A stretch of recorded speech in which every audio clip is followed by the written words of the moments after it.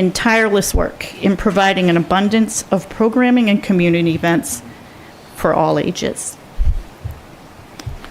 Thank you. Does anybody have any questions for Kathy? Ms. Leach?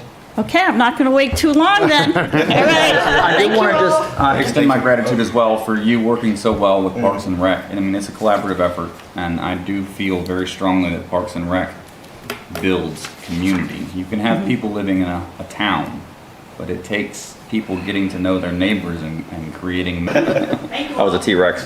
Thank you. All right. Well, now we have a report on Energy Committee's activities and projects from Michael Klein, the chair. Welcome, Mr. Klein. All right, thank you. So I did put together a couple slides just to talk through what we did this year. There we go. I like the logo. I don't have it all written out, so this is going to be a little bit conversational. It's all right. So Mike Klein, Energy Committee. You might ask, who are we and what do we do? These are the folks that are part of the committee, including some folks that I see here today. Good to see you. And alumni. Good to see.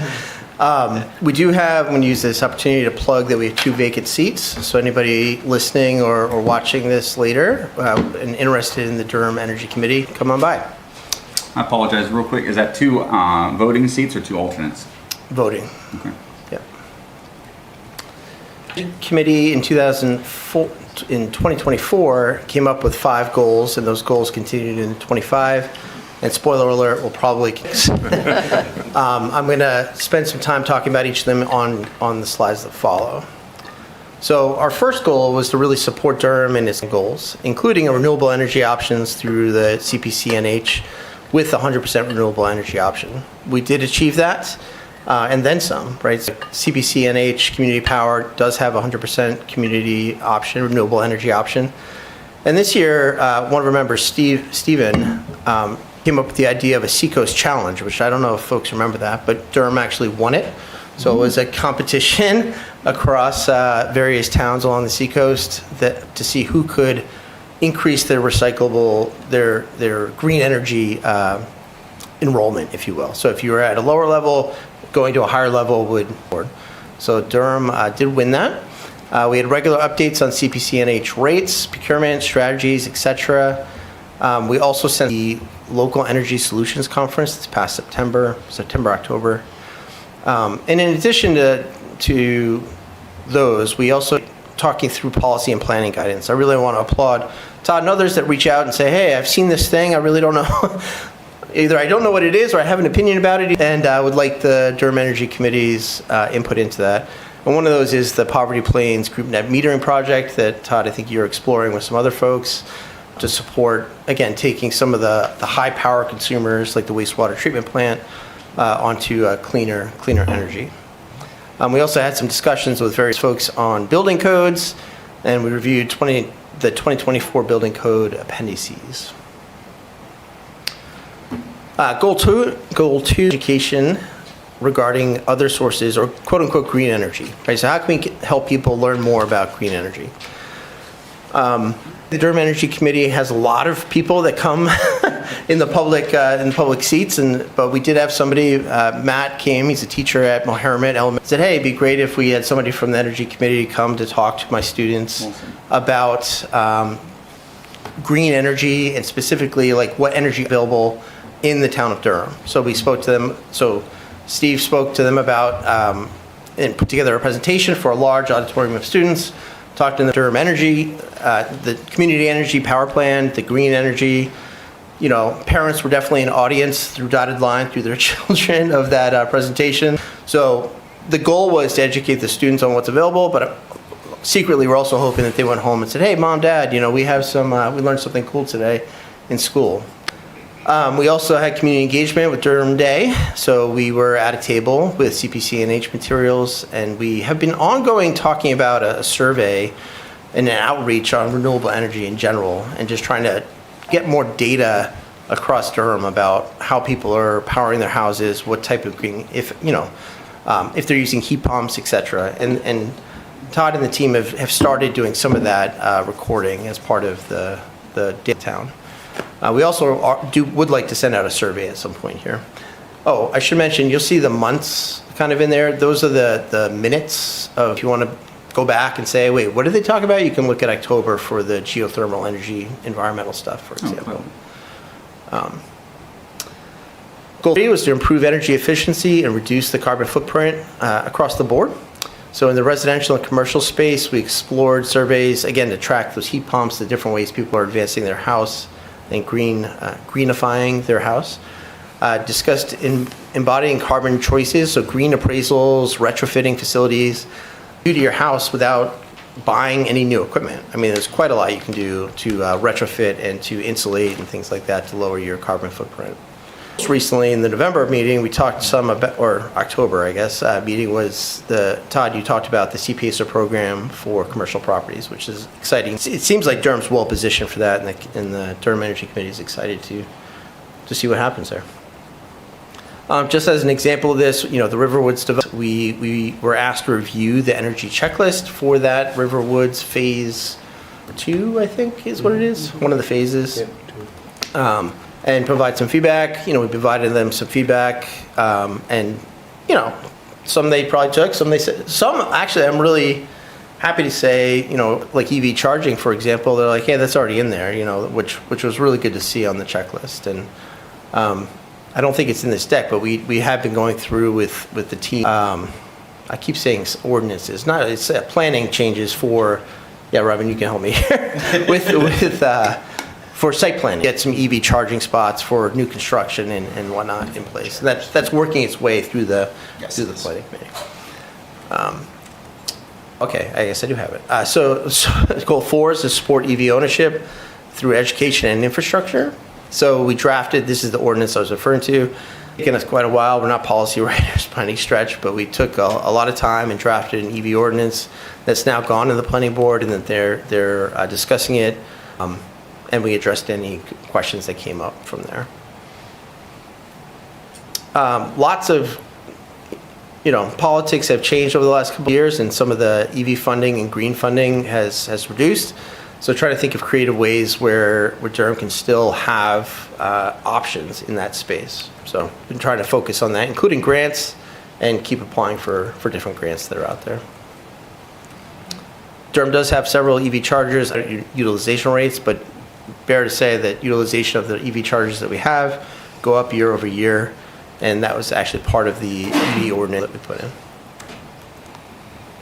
And then last goal, to improve and expand community outreach and education to achieve those climate action goals. So again, we do that through events and outreach, partnerships with UNH, partnerships with our local schools as well. I mentioned Mahomet, but also the high school and middle school, and really working on our communications this last year. Robin put together a great logo with the help of some others on the community. That's our new Durham Energy Committee logo there.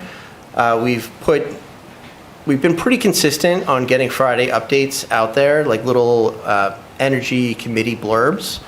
It was a little bit with focus, but as we approach 2026, we're going to continue doing that work.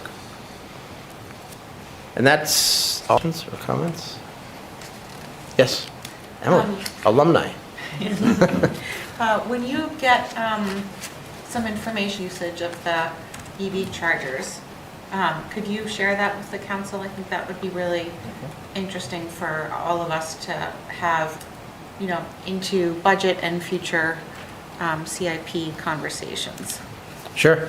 Yeah, and in the ordinance proposals that we wrote, I do have supporting information, so I'll find that, Emily, and send it to you and others. And then maybe Todd and you can help me circulate it, if that's okay. Or Joe, sorry. No, it's fine. Yes, I was wondering, do you have a list of companies or people who would do a green appraisal of your house? So Eversource offers some services, to be able to come for free to come in and do an energy audit of sorts. I will say firsthand, having called them and said, hey, I'd love to have that, to get a call back, and then I didn't end up pulling the trigger on it all the way through because it was just too much of a hassle. I don't have companies at hand. Really speaking, that's an example of something that I think we should focus more on. What I was going to say is, generally speaking, we don't endorse companies. Hey, go with this oil company or this gas company. But something like that where it's an educational resource. But you could have a list and say, here's a list of people. Have a green appraisal of your house. and you're like, okay, How? you know, who do I call? And there's no one to call. So you can sort of walk around and feel that, wow, maybe here there's not a lot of insulation because I'm feeling a breeze or something. But unless you're a DIY guy, you don't really know what to do. Yeah, Emily had a great tool that she put together a couple of years ago. I don't know if that's what you were raising your hand for, but like to help walk through a self-audit, self-checklist. And that was more to align to the incentives and, the incentives from the federal government, right? But I think I have a list of at least the contractors that have been approved by New Hampshire Saves, and I'll look for that to send you guys. Yeah. Then that's kind of a neutral, at least they've been approved by the state program, but we're not endorsing a specific company. And then I don't know if the Energy Committee is still considering trying to purchase a thermal camera that could go to the Library of Things, and then residents could check that out. And they could, you could look at, you would need extreme temperatures, so it would have to be either in cold or heat. But you could then look with the thermal camera and get a sense of where there's missing insulation. yeah, Jim, remind me his last name, but Jim. Lawson. Yeah, he had one of those. I took it to my house. It was incredible. Really. I mean, you So- put your hand on the wall and you see your handprint there, right? So So was it helpful then to It was. determine where you were leaking? it was super Warmer. helpful. So where I'm leaking, like the primary reason I took it was looking for leaks and whatnot. It also just as a homeowner said, oh, where's my hot water pipes run? Right? Because all the hot water pipes ceiling and see all the pipes where they go. And I found out some things, it's like an x-ray for your house. You know, I found out some things about my house that I didn't know. Not related, but still it was good to know. But yes, I found it very helpful. Yeah, that's good. They're not inexpensive, but I think putting something like that in the library would be a great idea. Jim has all the toys. Yes. In slide number 1, it showed something about building code changes, in goal number 1, excuse me, where under building codes, it said you reviewed the codes appendices to strengthen local standards. So, What was that? the state is saying we can't mandate anything strict adopted. So what is that piece of? Yeah, and you'll notice that presentation? that dates back to the beginning parts of the year. So February, March, when those discussions were happening, and I we see. had the director come in and talk to us and say, hey, this is what we're allowed to do, this is what we're not allowed to do. So you're right, it didn't materialize in any sort of changes per se, but it helped level committee on this is what we would like to do, and this is what we're allowed to do by the state. Okay. So, Thank you. Yeah. And I had another question on goal number 3, high albedo roofing on the right side for Riverwoods. You don't know albedo? No, I don't know that. That's reflectivity. please help me out. Yeah, it's a type of roofing, right, that would reflect the sun's energy. I see. So more of a white roof than Yeah. a black roof then, something along those lines? So Yes. they're going all electric with their new building? Say that again? What that says, all electric design? Sorry. So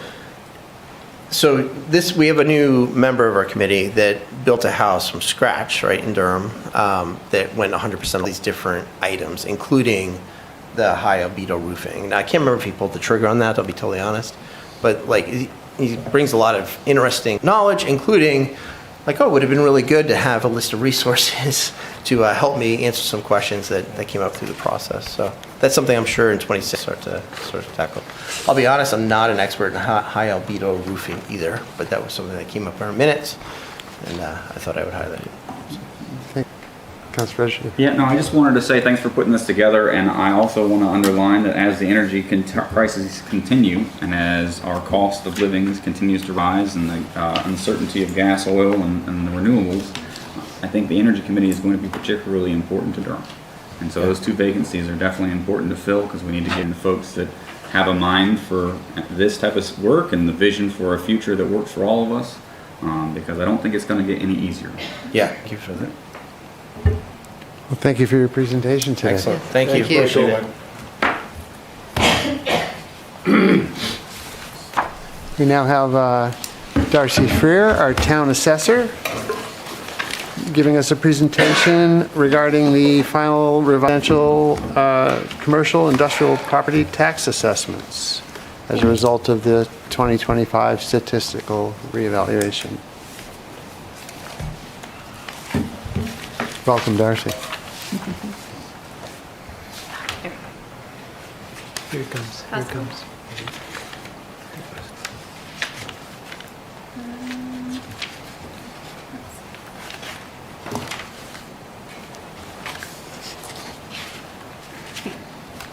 Looks like Cam's just Start it there, okay.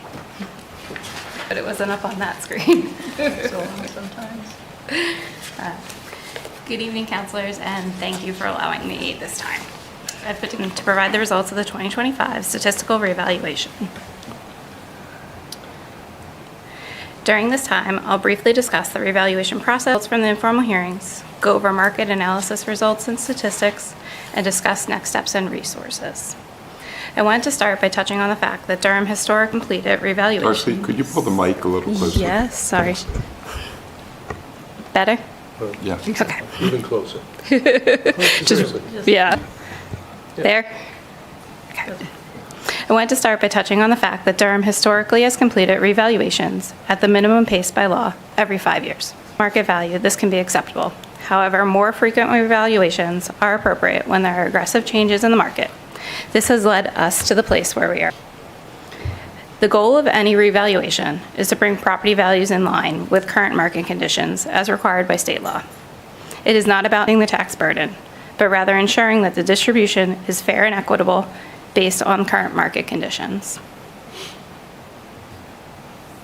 I think it's very important to remember that town market data determines values, and that not all classes of property change at the same rate or even in the same.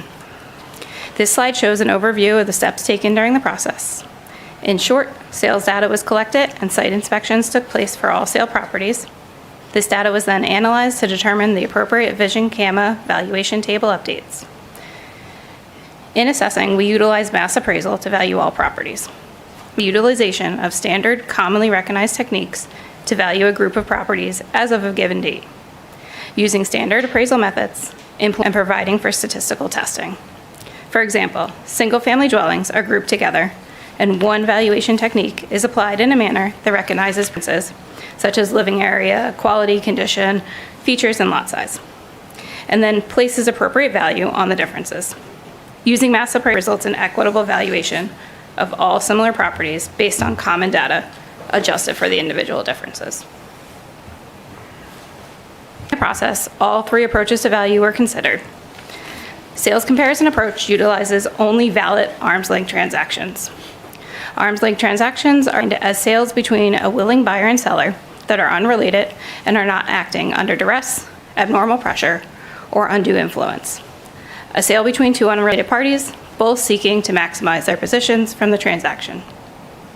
This can and did include sales that had bidding wars or properties within residential neighborhoods. The cost approach utilizes a national cost service, Marshall and Swift Valuation Services, adjusted to local conditions to derive market building costs. The income approach utilizes actual income data when known. At the start of the revaluation process, income and expense questionnaires were sent to relevant commercial properties. Response was extremely low. These owners are under no statutory obligation to provide this information, and the assessing office has no way to mandate the submittal of information. So Darcy, what do you do then? Since they don't respond, you use the sales comparison approach or something else? Sales comparison when there are sales, lost when there is not. Okay. Are there any properties in town where you use the income approach? Not during this revaluation. Would there be any way to have resolutions or ordinances set by the town to help gather that information in the future? I don't believe so because they don't have, they're under no obligation to provide those. It would have to start at the state level. On to reveal what they're doing.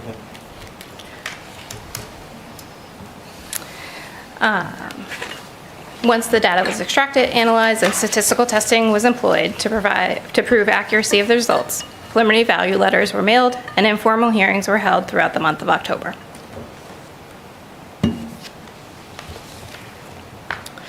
.154 hearings were scheduled. During and after the hearings, information presented was researched and further analysis was done. This ultimately resulted in broad scope changes being applied even to properties for which a hearing did not take place. Until 215 final value letters were mailed out.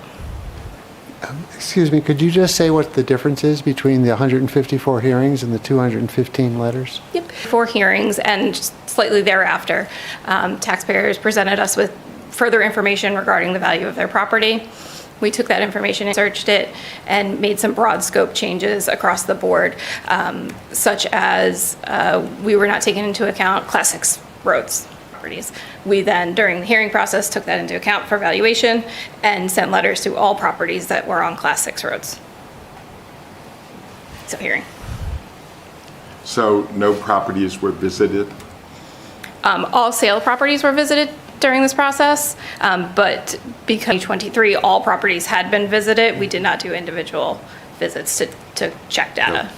During the hearings, anybody that came in for a hearing and we saw data corrections that might be made, we did schedule inspections for those properties. And I will gladly inspect anybody's property that wants to let me in.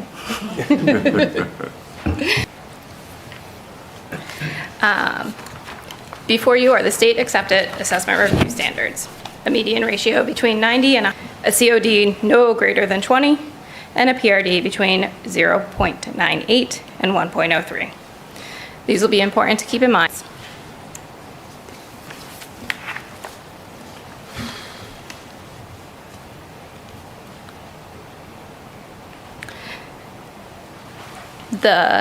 As defined here, the median ratio is the middle ratio when a set of ratios is arrayed in order of magnitude. The coefficient of COD is the average percentage deviation from the median ratio. It represents the uniformity within a group of properties. The price-related differential, PRD, measures uniformity between low and high value properties. For 2024, the ratio had fallen to 82.5%. This ratio, however, only includes sales up to September 30th of 2024 and did not include the full time period to the date of value. Over the following 6 months, the ratio continued to decrease. These are the overall statistical results of the 2025 reevaluation as applied from April 1st of 24 to April 1st of 25. The overall town statistics now fall well within the acceptable ranges of values. The next 2 slides show the results from the statistical analysis for both 1 and 2 years worth of sales, years being on the screen at the moment. These include overall town results, results based on neighborhood classification, and results sorted by the property style. The statistical results confirm the accuracy of the 2025 valuation update. So that is 1 year's worth of sales, or 2 years, I'm sorry, and then 1 year's worth of sales.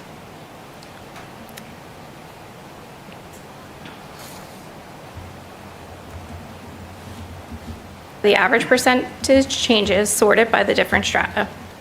These have previously been shown in the Friday updates with slightly different results.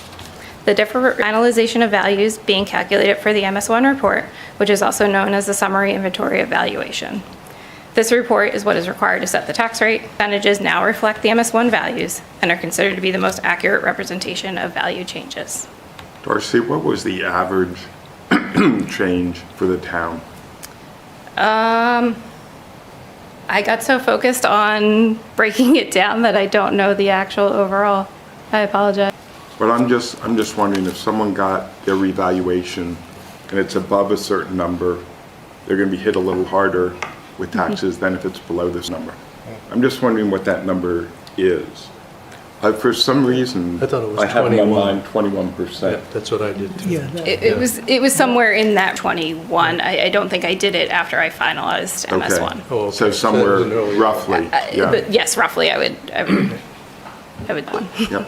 But I think, I mean, even folks who are below that will be seeing a property tax increase this year because there's commercial and student housing in addition to we're looking at an increased budget. So even if you're below that 20, people would be anticipating a I don't property think tax so, increase. because I think the 21% is for everything.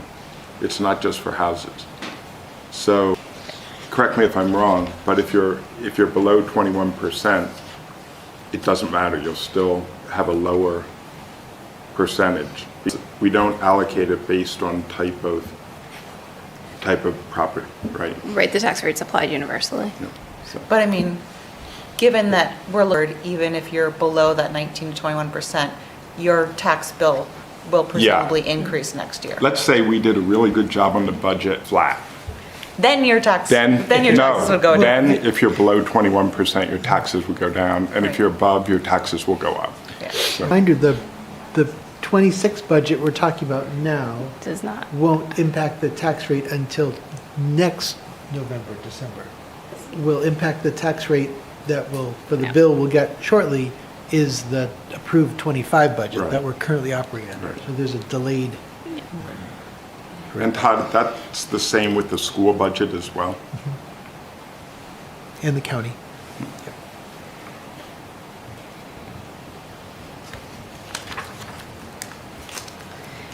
But, and just looking at this chart, because it's really interesting, so student housing didn't increase in value at all. Overall, there were some student housings that did see an increase Yeah. in value. Were quite a few that saw a decrease in value, but overall, there was no change on average. Yeah, fitted as a town from the increase in student housing in the, like the teens. 2014, 15, 16, Yeah. yes. But now, not so much, so.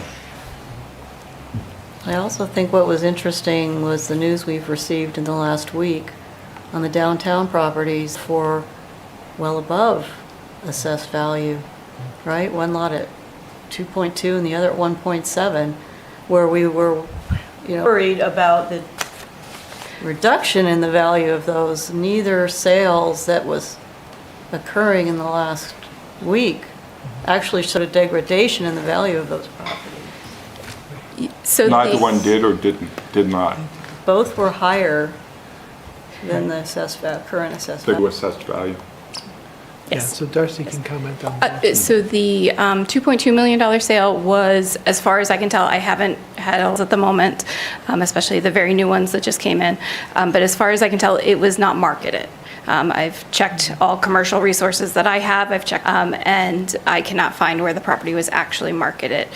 It appears to be known parties, which then would typically be considered a non-arm's length transaction. The $1.7 million property, however, was on the market, it was on MLS, it was listed for 1.7, it sold for 1.7, and our new assessed value on them 0.624. So we're within 5% of value of it, which is acceptable per standards. So previously it was at 1.3, before you up. Could have been, yeah. I don't know the previous Yeah. value, unfortunately. Where was the 2.2 million sale? That was, Campus.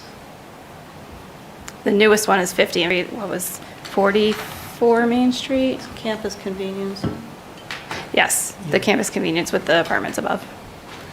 Between related parties. As far as I can tell at the moment, I need to do some more research on it, but I haven't had. I will be getting into that next. That's my next project is EQ, so I'll be looking at all sales. And the parcel that just sold for one, that's downtown, two buildings people would think of as the former copy shop, now the escape room, and the Breaking New Grounds building. Those two buildings were owned by Joe Michaels and have a new owner now. Yes. So they were combined, sold for 1.7? We have them in the system as one parcel too, so they're not two separate buildings in the Canvas system.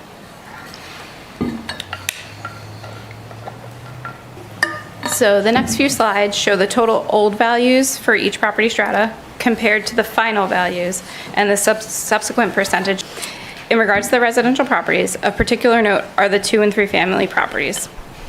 Previously, a portion of these were listed as student housing. In data collection phase, it was found that some of these properties that were being utilized for student housing were classified as 2 and 3 family properties, while others were being classified. This is not fair or equitable and simply cannot be done. So essentially, we moved what used to be student housing property, 3 families, because I had no information to prove otherwise. And this change in classification has resulted in skewed result strata.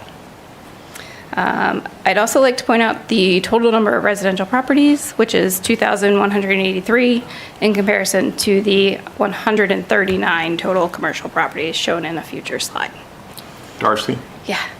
when you say the old value of residential was 800 million and now is that all residential houses or is that the same number each time?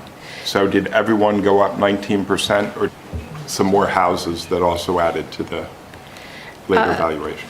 There were very few new houses because the new capturing new construction that occurred between 24 and 25. Okay, so it's It not is- quite 19% for every house. It might not be. I think I only one fully complete new house that I picked up in 2024. Wow. There were 5 or 6 in state of construction, but I think there was only one new fully complete house, maybe 2. So possibly skewed slightly, but I don't think overall Right, but it's very not much. a big number. Yeah. No.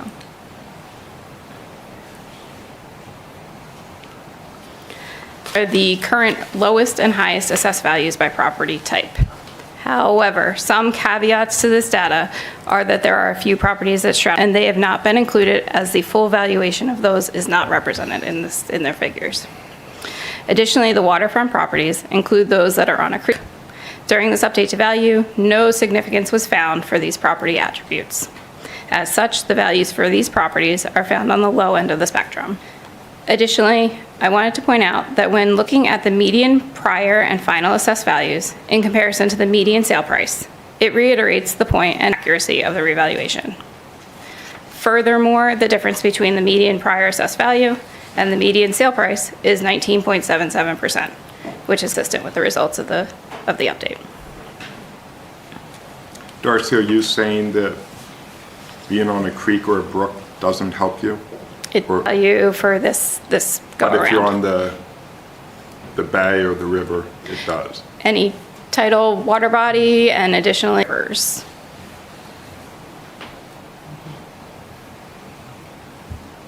Do we expect it? Moving along to commercial values. Similar to the residential value slide, you can see the total old and final values, commercial strata, and the subsequent percentage change for each. Most commercial values did increase, with student housing being the exception. This is not to say that no housing saw an increase in value, but rather the average change was 0. While I think most people have been expecting this due to the decreased enrollment at UNH and the new requirement for all sophomores to reside on campus, this is what is majorly responsible for the shift in taxable value between residential and commercial, which leads me to the next slide. This is the big picture. The town's total taxable value has increased by almost $306 million for revaluation. This figure is prior to any exemptions being removed and is not adjusted for the retained value in the TIF district. Simply put, these are still outpacing commercial values. Residential properties now account for 71.17% of the total taxable value, which is a huge difference from last year.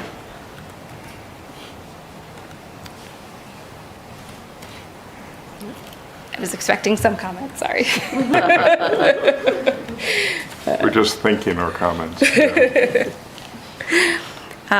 One last point about the sales that I would like to mention is that date of value being April 1st of 2025. There are sales that have occurred since then. With that, we have and still are looking at these sales to judge the overall revaluation results, such as the $1.7 million sale. The 2025 equalization study, which will be published around February of 26, will include sales up to September 30th of 20. Shown are a sample of sales that have occurred since the April 1st date of value.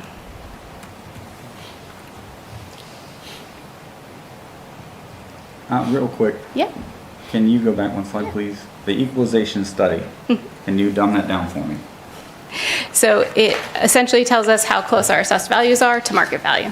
Okay. And is that information published to here or mailed?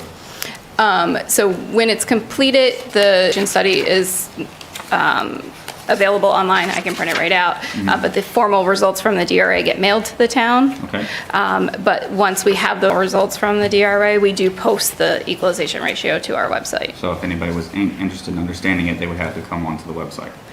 To look at least the ratio, we don't typically post the full study, but certainly it's public record, it's available. I do. Thank you.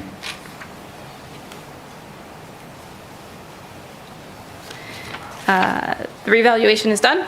Now what? The next step will be to have the tax rate set by the New Hampshire Department of Revenue. This is, and without knowing the rate, there's a big unknown of what the final impact will be on taxpayers. Typically, the key takeaway is that generally when property values increase, decreases. And yes, this still will mean that some property values, or some properties' taxes will be going up, down, and some will remain the same. But that is typical over any revaluation. Does the Department of Revenue need our final budget to make that tax rate? Nope, because it's based on this year's tax rate is based on 2025's budget, so that's already been submitted. I believe, and I have not checked with Deb in finance yet, but last I knew everything was in and we're just waiting on the Department of Revenue. So if residents see based on the 2025 budget, not the 2026 budget that we'll be talking about later? Correct. That will be in '26.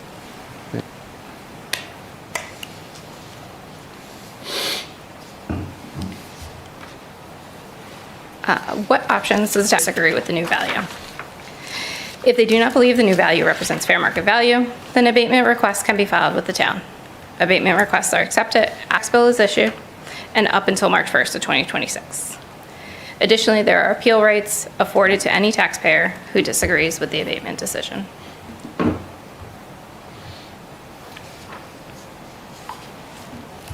Once final values have been approved, further data will be available online and within the office. Also, the online database hosted by Vision will be updated with the final values.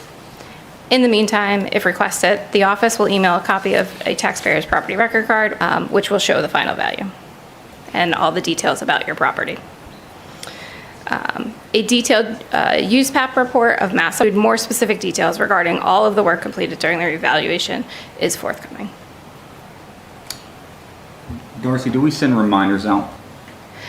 Not typically. Would it be appropriate to put it in the Friday updates? Yes, I typically think we do. put it in the Friday updates along with exemption income for And does the folks. tax bill also describe the process of appealing? It does, yep.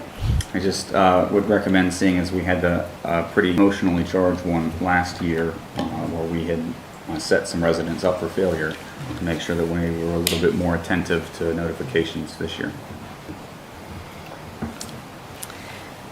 Darcy? Yes. Yes, so we have, I think, 1.64 million reserved this year for abatements from prior years, which I think you were very involved in. Yes. Researching that.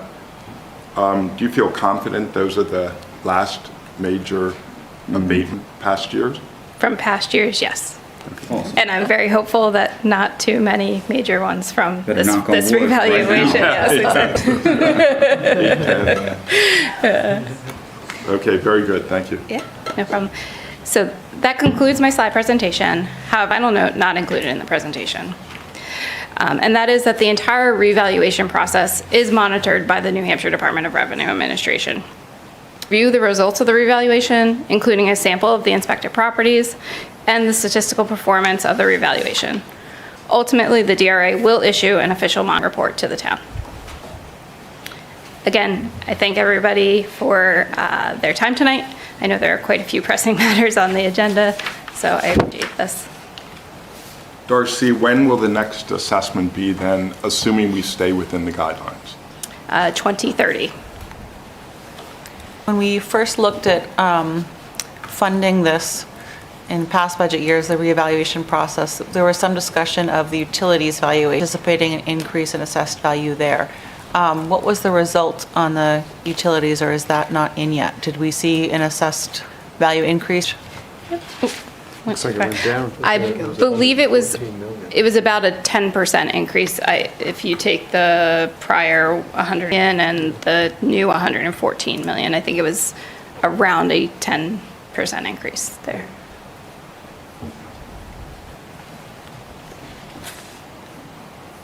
as a percentage, though, it went down overall for the utilities percent of the 100% tax burden to the town went down, actually, Yes. with this assessment, Yes. even though the values went up. Yep. But they didn't go as much up as residential went up.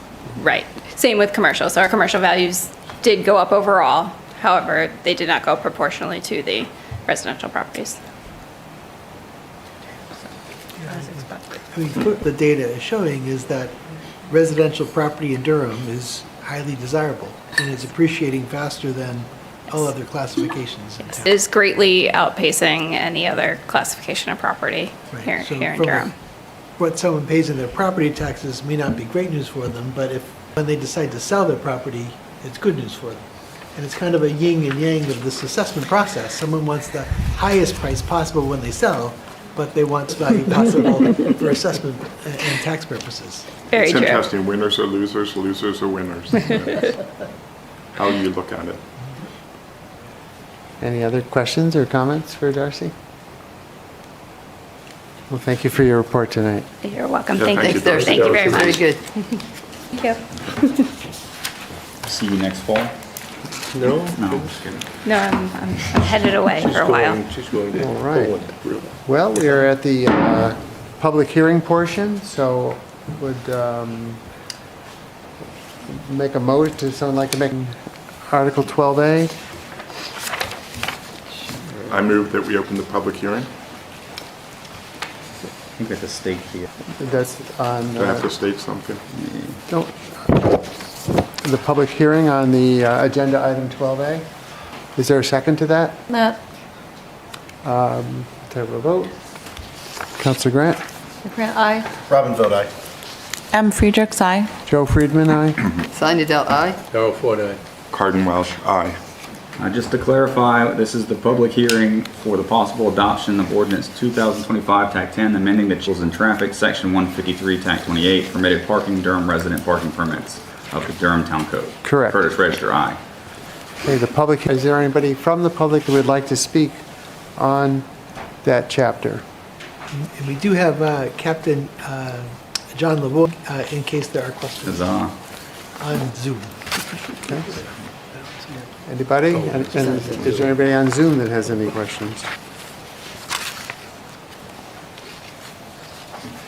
All right, I'll move that we close the public hearing on ordinance 20-10, amending article, chapter 153, vehicles and traffic, section 153-28, permitted parking, Durham resident parking permits of the Durham Town Code, and upon the explanation of neighborhood parking passes.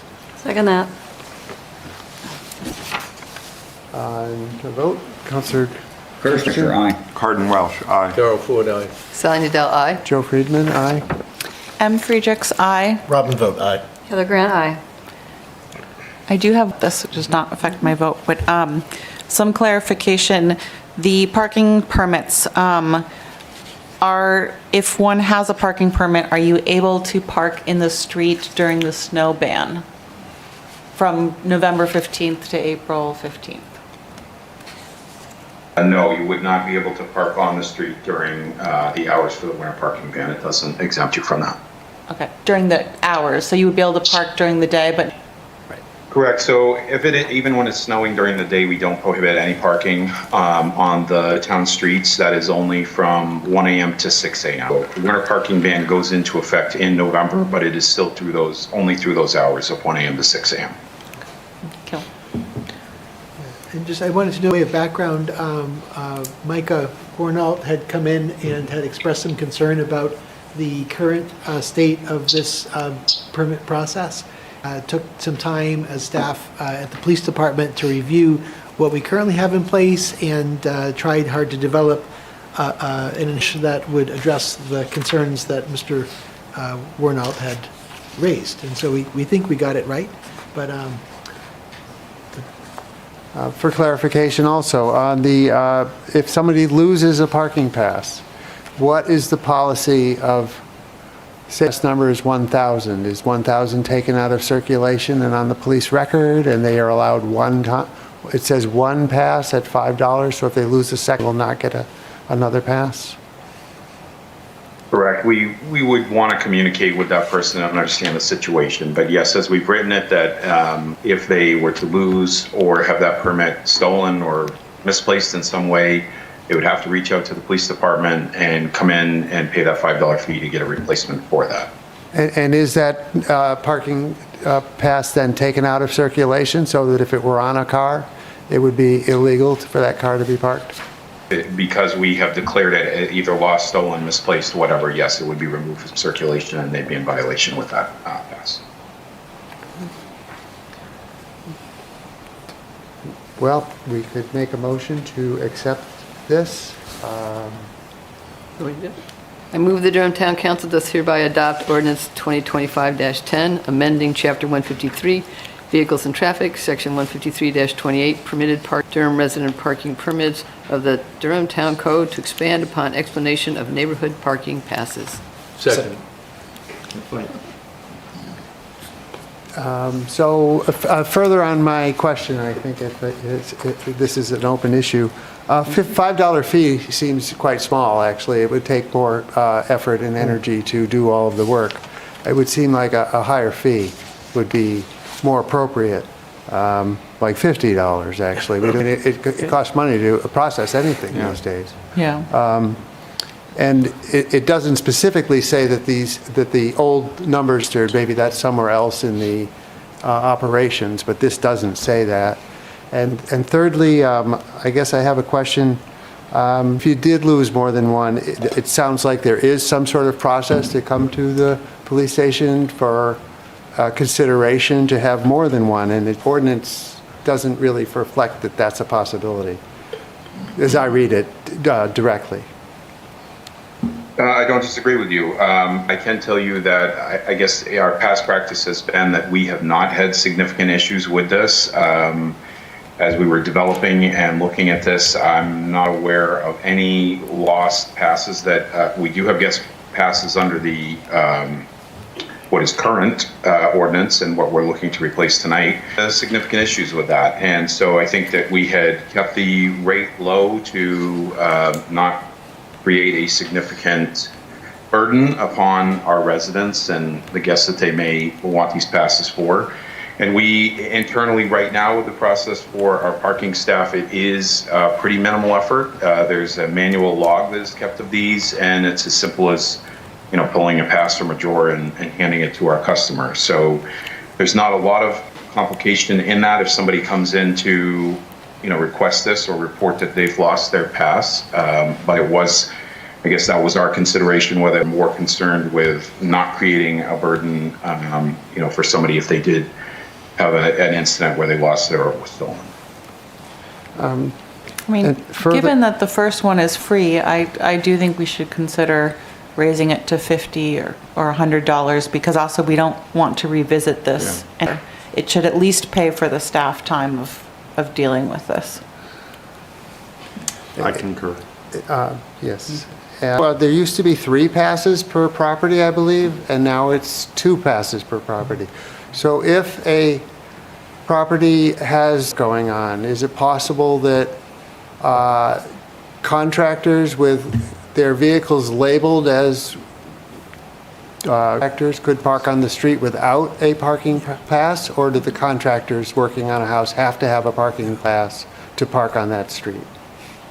No, so right now we would, there have been definitely circumstances where we try to be very reasonable with people, and if we're contacted by them to say they have construction or a delivery or anything like that happening, our residents reach out, and that goes through me, and we listen to those circumstances, and then generally I'll approve that and notify our parking enforcement so that it doesn't require the use of this guest permit, which we hope cuts down on the lost or misplacement. So that's something we always work with folks on, those kind of circumstances on, and I would say that would continue. Okay. And lastly, with the holidays coming up, if someone is having their family, they only allowed 2 cars to visit. Where do the rest of the family?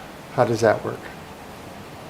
Yes. So in some of these areas, we know that the neighborhood parking can become challenged, especially with the proximity of other residents that may be nearby. and could have the same, issues with guests. So in circumstance, we would say, yes, you have the 2 guest passes that you could use. And certainly we may direct them to our parking website, or if they called in, we have staff that is overly knowledgeable about other places that they could park in town, and suggest those opportunities to them. Thank you. I just was just going to say, I think the reality is the police officers on duty rarely have time to simply patrol for these passes, complaint-driven process. And typically, we don't receive complaints if somebody has legitimate family members visiting for a holiday. It's sort of the term abuse that tends to come to neighbors' attention, and they notify the police department, and the police follow. So. Comments? Well, I would like to make an amendment to change that fee to $50 from $5. I would second amendment. Any discussion on that amendment? No, it sounds like a great idea, just to keep people careful. And there is an administrative expense that is all of that by the time you get done with it. So I think we vote on the amendment first. Councilor Newtown? Adele? Aye. Darrell Ford, I think I'm going to vote nay. I don't think $50 if they accidentally lose their pass. So I vote nay. Cardin Welsh, aye. Curtis Reister, aye. Robin vote aye. M. Friedrichs, aye. Joe Friedman, aye. And now we'll vote on the overall amendment unless there's any further discussion. Councilor Friedrich?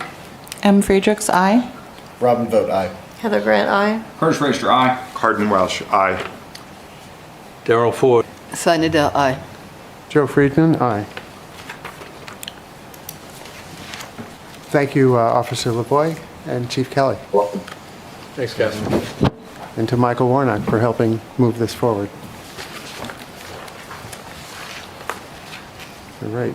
So I'll make a motion that the Durham Town Council open the public hearing on ordinance 2025-11, amending Channing Article 2 definitions, Article 12.1 use and dimensional standards, Article 18.1 attainable housing overlay district standards for specific uses, and Article 21 off-street parking of the Durham Town Code to align the zoning ordinance with recent state legislation. Is there a second? Second that. Second. Is there any discussion about that? Note some frustration that the laws that were put into effect that were kind of require these changes were not included as part of the packet. And I think that's frustrating because of the language in the suggested resolution that, whereas the Durham Town Council duly reviewed the proposed amendments and found them to be sufficient to come into compliance with state law, I don't know that I will feel comfortable stating that without having the state laws to look at. So I think that was a bit of an oversight that, In the packet, 12B on page 2 of the packet, those HB 457, HB 7, HB 631, I think, do all reference the new laws in the communication. Oh, okay, thank you. That was in the original, and then I forgot that it was, yeah, okay. Are there any other comments? No? This is just to open the public hearing. Okay. Oh, I'm sorry. Nope. The public hearing is now open. If anyone would like to make a comment? Point of order, I think we need to open it. Vote. Oh, sorry. Vote to open the public hearing. Curtis Reister, aye. Cardin Welsh, aye. Darrell Ford, aye. Sonia Adele, aye. Joe Friedman, aye. M. Friedrichs, aye. Robin vote aye. Heather Grant, aye. It is now open. And if anybody would like to speak on it, please do. There's nobody on Zoom with a hand up. Then I'll make another motion for the town council to close the public hearing on ordinance 1211, amending chapter 175 zoning, Article 2 definitions, Article 12.1 use and dimensional standards, Article 18.1 1, attainable housing overlay, Article 20, standards for specific uses, and Article 21, off-street parking of the Durham Town Code to align the zoning ordinance with recent changes in state legislation. Second that. I do have some questions I'd Want love to just second it first, perhaps, or we're going I to just- close the yeah, public hearing? close it. Okay. To get Michael up here for discussion. Public hearing still open? No. Okay. Okay. So, Councilor Grant, did you second it? Did I Yeah. say so? We'll go ahead and vote on closing the hearing. Heather Grant, aye. Robin vote aye. M. Friedrichs, aye. Joe Friedman, aye. Sandy Dale, aye. Darrell Ford, aye. Cardin Welsh, aye. Curtis Racer, aye. So in order to get the discussion going, I will make a further motion that the council, I'll make adopt ordinance 2025-11, amending Chapter 175 zoning, Article 2, definitions, Article 12.1, use of standards, Article 18.1, attainable housing overlay district, and Article 20, standards for specific uses, and Article 20, on off-street parking of the Durham Town Code to align the zoning ordinance with recent changes in state legislation. I'll second that. Seconded? I'd like to make a motion to amend. Okay. A motion to amend this ordinance so that instead of it saying permitted multi-unit residence for Coe's Corner, off mixed-use office, office research light, and Durham Business Park, that those remain as not permitted. It should be changed for those same categories to mixed use with residential to be permitted in all of those. That First Amendment I suggest because we have identified those as commercial and business zones, research industry. So can encourage them to have at least the first floor be of a business, commercial, or research industry use. Is going to be a much better, tax benefit to our community than an all residential, which generally all residential buildings tend to increase to the tax base, increase costs in terms of services more than they contribute to the tax base. So I think we want to continue to still have a commercial or research focus.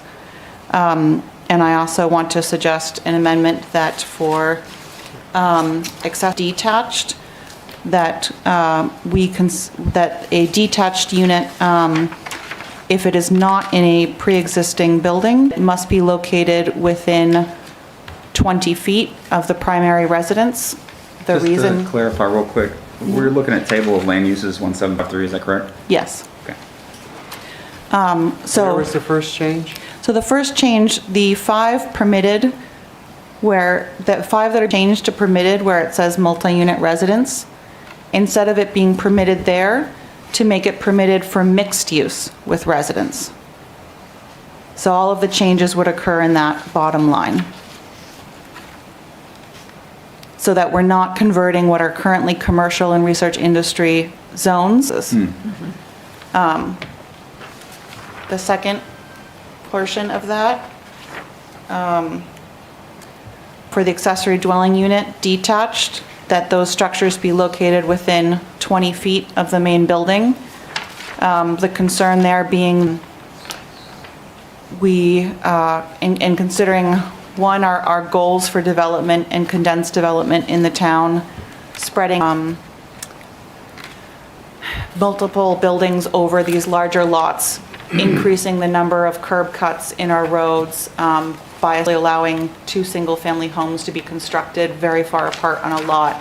I have concerns about how that would affect our streets and so forth, and I think keeping a detached unit within a certain distance of a principal residence, unless it's a pre-existing building, makes a lot of sense. And then the third part, number 10 on page 4, existing structures on site may be converted to accessory dwelling units, even if those existing structures do not conform to lot coverage requirements. I suggest striking that language because I think that's potentially very So having gone through this process with some family members where, a rental situation had a kind of garage playhouse that was converted into essentially an ADU to be rented out, that shed was 5 feet from the property line.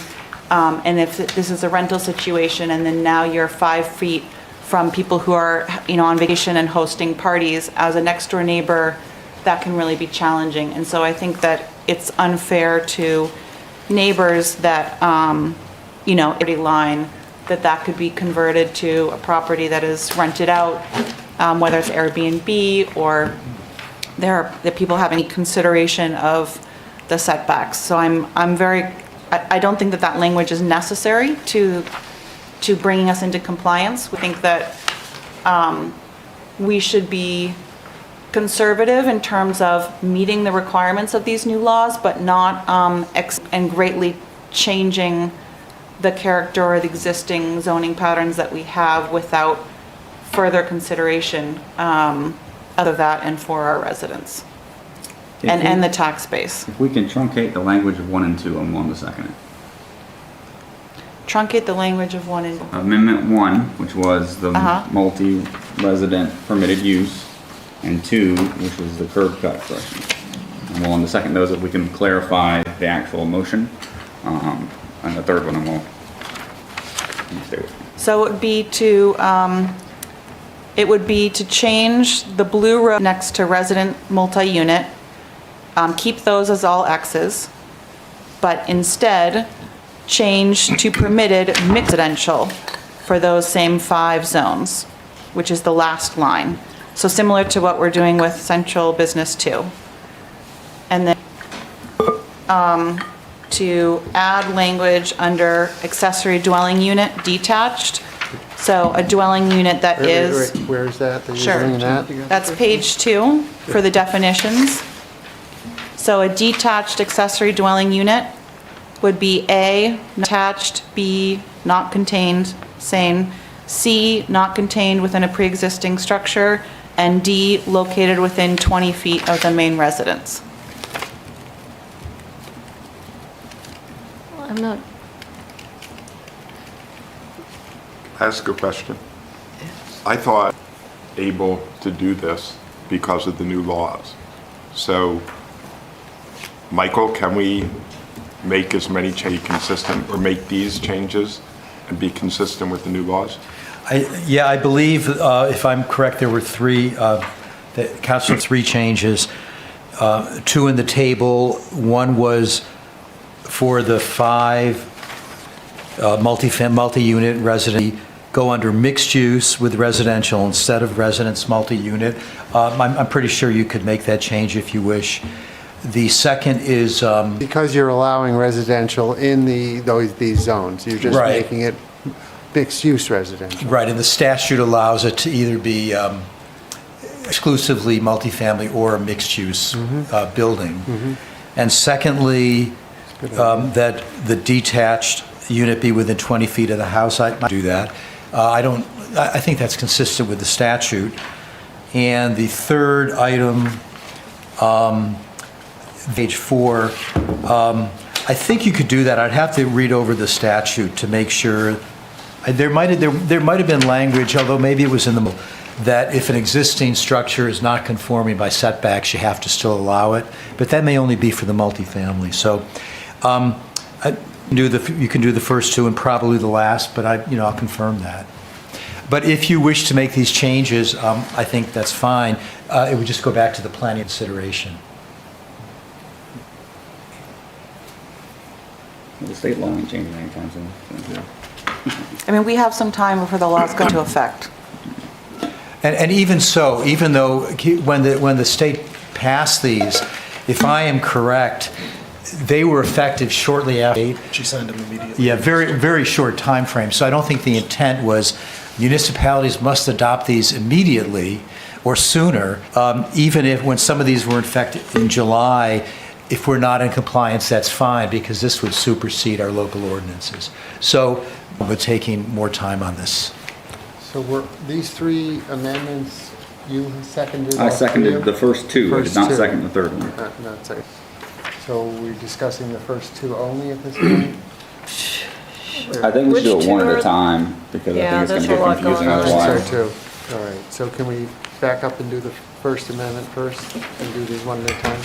Sure. The First Amendment being changing it from the residential to the mixed use? Sure. All residential to mixed use, in other words. Councilor Register, did you want to second that? Just so we're getting ready to do, just so we're making it easy for people listening and for the folks that are going to write this down. So I move that we amend the uses so that residence multi-unit remains prohibited for Coe's Corner, office research, mixed use, and office light and Durham Business Park. And instead, it is changed to permitted for those same 5 districts where it says mixed principal uses residential. Second. Any comments? Yeah, I'm not sure why we would prohibit multi-unit buildings in all those zones. We have them now. Why can't we make it so that it's permitted for both? Right now, it's not permitted in the research and industry zones. No. And that's as well as Coe's Corner is not permitted. But that's just because at one point they were there and they were taken out. Right. And that was because of a fear of student housing. See. So, in general,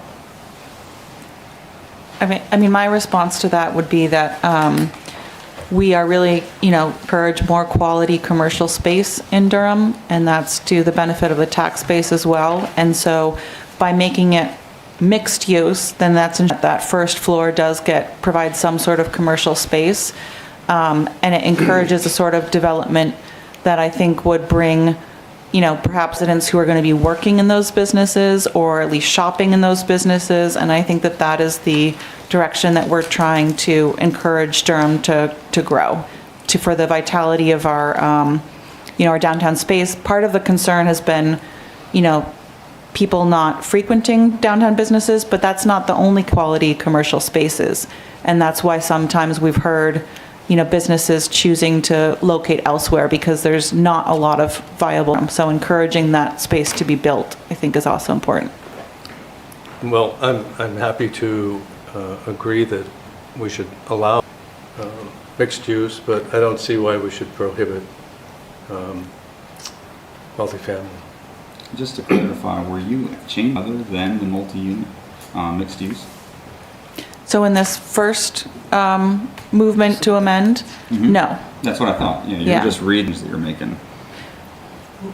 Correct. So I would suggest not making multi-unit residence a permitted use because I think what we would see built then would be only residences and no commercial. And I think in order to encourage the creation of additions, we need to leave it as mixed use, same as what we've done with our other commercial core zones. Okay. Yeah.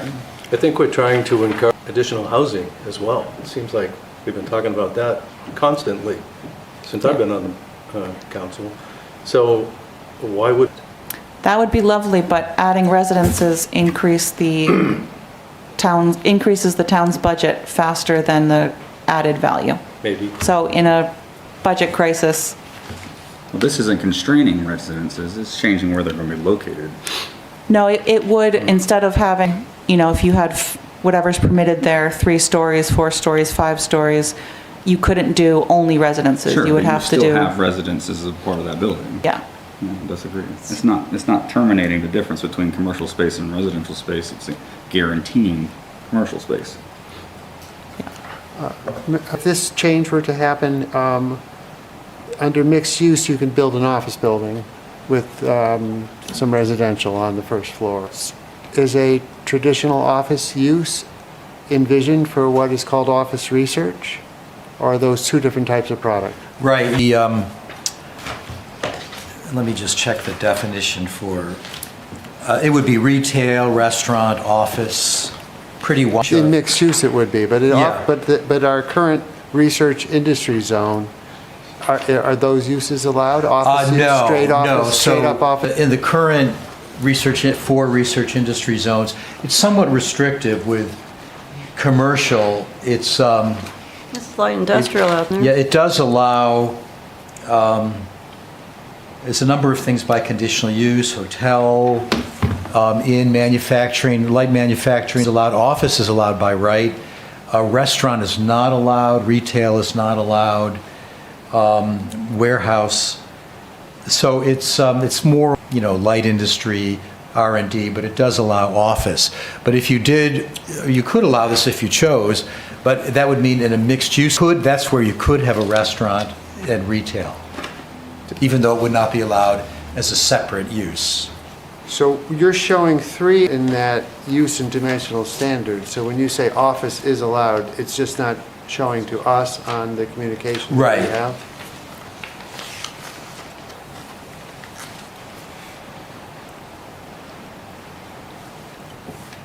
Any other comments? Questions? Yeah, I think if you block multi-unit housing and require commercial below, you might find that there are people out there that don't want to have the empty building at the bottom because it's either in odd places, you need what you might put into a building of those sizes. I think it's right, we could throw it in there and have it, but to do that and not include multi-unit, I think is a mistake. So perhaps it should be additive, that It should be additive. mixed use, not mandated. Because at Coast Corner, for instance, At Coast Corner is a little tweaky, I don't know if that would work in some of that and spot. some We've of had it in there, nothing gets done. but- The value of those properties isn't in the business on the first floor, from a cost per square footage consideration.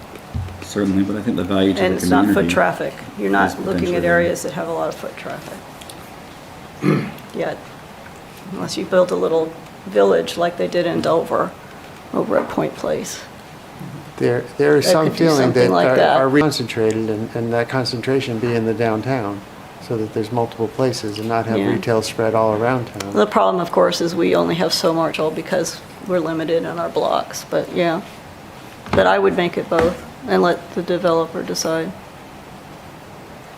Just again, I'm also hesitant I think we need to bring our ordinance into compliance with state law, but that are really changing in broad strokes the use of or the uses permitted in a zone. I think that needs to be part of a community conversation. So I think it makes sense to be conservative at this point in terms of let's bring our ordinance into alignment with what is required by law. I don't know that this is the time and place to be having broader conversations without having community input to the people that, that live in those districts, that own property in those districts. I think most of them would rather have all communities than have a retail component. But and we have, like you said, we still have the housing needs. There's a reason why the state of New Hampshire wants this, is because it can't seem to pass it at the local level. We did just have a public hearing on the matter. There didn't happen to be anybody speaking, but we did have a public hearing on it. And we had a public hearing at the planning board as You well. did, and the planning board recommends these changes, it sounds like. Planning board developed these changes? But not what Em's just suggested. Correct. The changes in front of us, not the amendment. Yes. And which zones were you referring to on this one? So, my suggestion is just instead of the changes that are going from X to P for The residence principal use on a multi-unit, resident. You're talking about commercial core? commercial core and the research industry zones. So again, these are Okay, got zones it, that are yeah. meant to be trying to develop more commercial spaces. Instead of making those permitted, to instead change it to resident, so that those zones would continue to have a focus on being commercial zoned, and rather than a primary use. They're still permitted to do the commercial stuff, though. We're not taking away the commercial component. That's right. But the commercial is limited in those 5 zones. If you mixed use with residential by right, then on the first floor, that would expand the kind of commercial beyond office. You could have retail, restaurant, and some others. But only in those mixed-use buildings.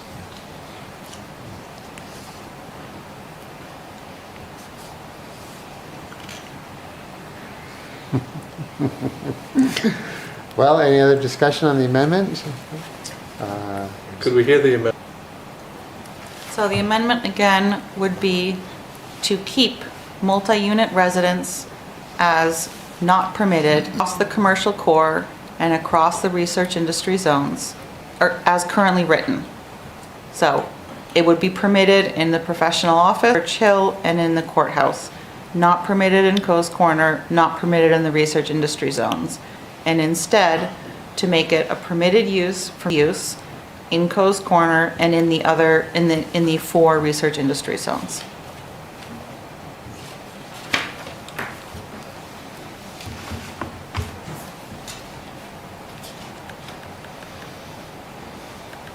Sorry, so if I look at we're eliminating permission for Coe's Corner and the office research Correct. So all of these that have just been changed to would stay, permitted. and instead, those 5 permitted Right. would move down to this bottom row. And be eliminated above. All right. Does everyone understand what the vote is? Okay. Councilor Vick. Ooh, I have to go first, huh? Sunny Dell, aye. Darrell Ford, nay.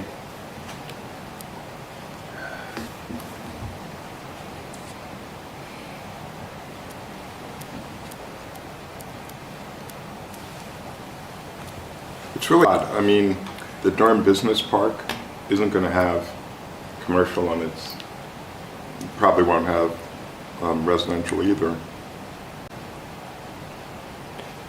But it will be allowed by state law, so that's why this change is being made Yeah, in so it these has to be ordinances. permitted. Something has to be, some residential has, I understand, Right, we have to allow at least multifamily by itself or in a mixed-use building in all. the other would Okay. satisfy the One state and or the requirement other. as you see it? Right.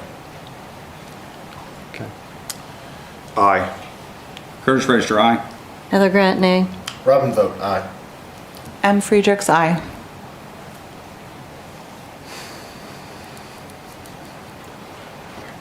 Joe Friedman, nay. So it passes 5 yes, 3 no. Okay, so that amendment passes. And you had a second amendment. And that goes back to the planning board. Yeah. Right. Yeah. Yeah. So the second amendment, I think the simplest one is to strike number 10 on page 4. Whoa. Second amendment was the ADUs. With Or we 20 can- We feet. can go in that order, sure. Yeah. It was the 20 feet. Well, I didn't second the third one, so I seconded Okay. the The second second one. one. This So is 20 then, foot. for the accessory dwelling unit detached, it would be to add, as an A, a B, a C, so it would add and say, and be located within 20 feet of the main residence. Just go in on that. I think it depends on the lot and the shape, and I think defining it with a 20-foot is unnecessary and a burden to property owner. As long as they're meeting the side setbacks, the back setback, 20 feet and 10, where they place it on their lot should be up to them. Was there a second to you did, okay. So on the 20 feet then, you're saying if there's a side setback. There's that already a would- side setback. All zones, there's a side setback? Well, They're all residential I think zones? not in All right. downtown business. But in all residential, And there's a 20 is the back setback. setback The generally? side is 10, the back is 20. So this amendment would allow it within that 10-foot? Yeah, but it would, but then you'd have to be 20 feet Not allow it from within your that 10 house, foot. so you're sitting there. So I'm just noting, and Michael may want to comment, RSA 674-72 says, a municipality shall allow accessory dwelling units to be converted from existing, including but not limited to detached garages, regardless of whether such structures violate current dimensional requirements for setbacks or lot coverage. So I don't know whether we All can right. require. So that. just override it So over that, anyway. that determines it. Yeah. That's a problem. So to Okay. clarify though, that the definition of attached already restricts that definition to not include a pre-existing detached structure. So structure is not considered an accessory dwelling unit detached. So that sounds like that third thing then, edit that I was going to suggest would be in conflict to answer Michael's doubt about that. But to be very clear, any pre-existing building is as a detached accessory dwelling unit. This is only for new buildings. And I think that the concern about this is that in allowing a unit to be built anywhere on a lot, I just think that, I don't know what Durham Public Works has, if they've had an opportunity to look at this and really think about this. We have questions about curb cuts. We have questions about also what this kind of, the impact that it could have in terms of our more rural areas. I think sense to be reasonably conservative initially with these changes to meet the state law requirements. And discussion of what this looks like for roads and so forth, having it within a reasonable distance of the main house kind of keeps that intention of this is a group development. They're going to be,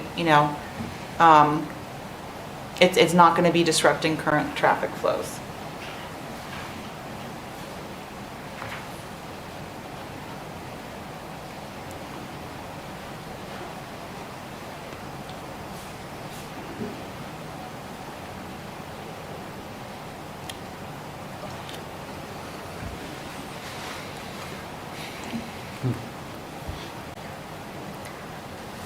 Well, if you're going to put a ADU in your backyard, you've got to put in for a permit. And it should be anything that's going to happen to the property to have that happen. But again, whether it's 20 feet or 30 feet, I don't going to make, in terms of if you're going to put in a second driveway, okay, you're going to do it whether it's 20, 30 feet away. I just don't see, I think it's an arbitrary number, and it doesn't make sense when you don't know that person's property or the street or anything around it. Just not doable, in my opinion. Yeah, where did the 20 feet, why not 10 or 15 or 22? I mean, what's magical about the 20? I was thinking so right now our residential lots, the side setbacks are 10 feet. So 10 feet between two lots is 20 feet. So 20 feet is a very reasonable maximum for that reason, in the sense that, okay, it's not required of each other. That's what we would require between two different lots. So it's a reasonable distance. But at the same time, it's kind of keeping grouping of outbuildings so that you don't get suburban sprawl. You have what look like, and operate as kind of single-family clusters. But what you're suggesting is if it's 20 feet on the property that's ADU, it's still 10 feet on the other side, so it's actually 30 feet from anything on the neighbor that you're concerned about, not the non-building. It would be 30 feet from there, any building structure. No, because you could, so if the current setbacks are 10 feet, so you could have, if you and I are neighbors, you're building an ADU, right? Your ADU only has to be 10 feet from, which could be 10 feet from mine. So it's just 20 feet between the ADU and my property, but it's saying that the maximum between your house and the ADU would also be 20 feet, so that you're not creating your ADU further away from your house and closer to, it would rather be clustering kind of these group of buildings together on your property rather than pushing them out towards me. But I think There's only one we have to mandate, Right. Only one more? ADU, that we have to allow per the law that I'm reading. Unless I'm wrong. We don't have to allow a million ADUs, it's just one that the state has. Right. Yeah. one detached. Detached. And, Mr. Mayor, if this amendment were to pass, and even as it is, number 10 has been discussed that if a garage, for instance, that garage could become an ADU. And then is that ADU now in this definition further up that says not contained within the unit, and, you know, there's No, Well, because it that would, sees no, as not for the contained within a- part Todd read, which I think is, I did not include that in my write-up, because I only included the changes. But there's I think the prior law and the law said that for an ADU, if you want to put this in an existing outbuilding that doesn't meet setbacks, we still have to allow that. That's what you just read, right? I think so. Just in terms That of. doesn't understand. So that means that item on the bottom of page 410, I think you cannot delete that. Just point of clarification, we're not talking about that one. We're talking Yeah, about. but so in terms of the 20 feet distance from the primary residence, I believe you can, and that would actually be considered ADU, so that would be considered detached. And I think that you could make a requirement of 20-foot spacing from the house if you wished. Somebody might challenge the town and say, well, you know, if it was 10 feet, they might say you're not meeting the spirit of what a detached unit is. What's that distance? But as a minimum seems, I think that sounds, if you wish to do that, I think that sounds doable. So And if you then- have a lot that goes straight and you have your house here, and you want to put the other one at the bottom of the lot, so that you have as much yard between the two things, you wouldn't be able to do that. You'd have to put it 20 feet there, rather than be able to put it to the back of the 20-foot setback behind your yard. It's just, Well, I think that's meeting the spirit, though, of what an accessory dwelling unit is. It's not two different houses on the same lot. It is an accessory dwelling unit. About, you know, we think about the amount of surface area that's going to be covered and become impervious, where, you know, the amount of tree cover and things like that. And we will think of, you know, how buildings are clustered, driveways, all of that. Plan, you know, highlighted that as a town, what we are trying to do is condense development. And so keeping accessory dwelling units as nearby the main building is in keeping with all of those goals. And it's going to be, I think, less thing to, in terms of what it may mean for driveways. I think it's more confusing because you're not picturing all of the people's lots and where they actually fit stuff. It doesn't say in which direction. Yeah, I mean, the idea is just you're not going to have two base, you're going to have an accessory structure. Correct. So if you have, I mean, it makes some sense to me that if you have one piece of property and you want an accessory dwelling unit for whatever reason, it would be close to the main house. It wouldn't be another house at the end of the field. Or is that your idea? Or I didn't see the planning board, so I'm not sure what their idea was. Well, it wasn't, we went into detail because a detached on somebody's property, they're going to put it where it best fits on their property. Right. We're not trying to design that position on their property of where to put it. And of course, it's different in RC. They already can do a detached, and who knows where they've been putting them. I don't. And their right to put their accessory dwelling unit, which they've always had by right, I believe, in RC. Yeah. It is detached. So we're now required to allow detached in all of it. So an RA lot is quite different than an RC lot. We have some lots that are in RB, and we have some that'll have slopes, that'll have other things that are already in those places that might 20-foot area. And I think it's up to the person's property, respecting the setbacks, to put it where they want. Like a half-acre lot's going to be, you know, we're going to put it way in the very back. No, it's a half-acre lot. Yeah, if you do wish to make this change, I would restrict it, that 20 feet distance to RA and RB, because detached is not presently allowed there. But I would not make that change for rural and residence coastal, A, because it's already allowed there, they're bigger lots, and B, you would then be taking away something they already have. There's no restriction now on that for RC and rural.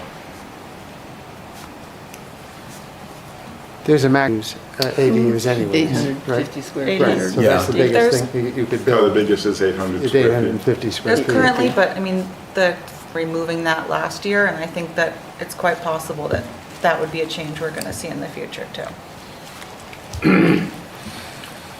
Can envision a lot where you couldn't get 20 feet. It was narrow, small, maybe they were building there in order to build this. I mean, I haven't researched it to see if there are some, but I can imagine there are some. I mean, I do think that, you know, variances exist for this reason. There's not, you know,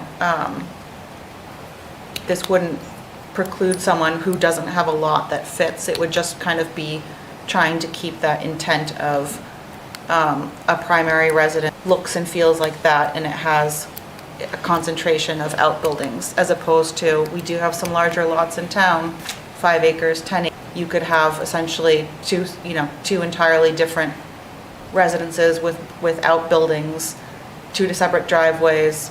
You know, you're allowed to have up to 3 outbuildings. You could have 2 homes, you know, each with a shed and a garage and a driveway.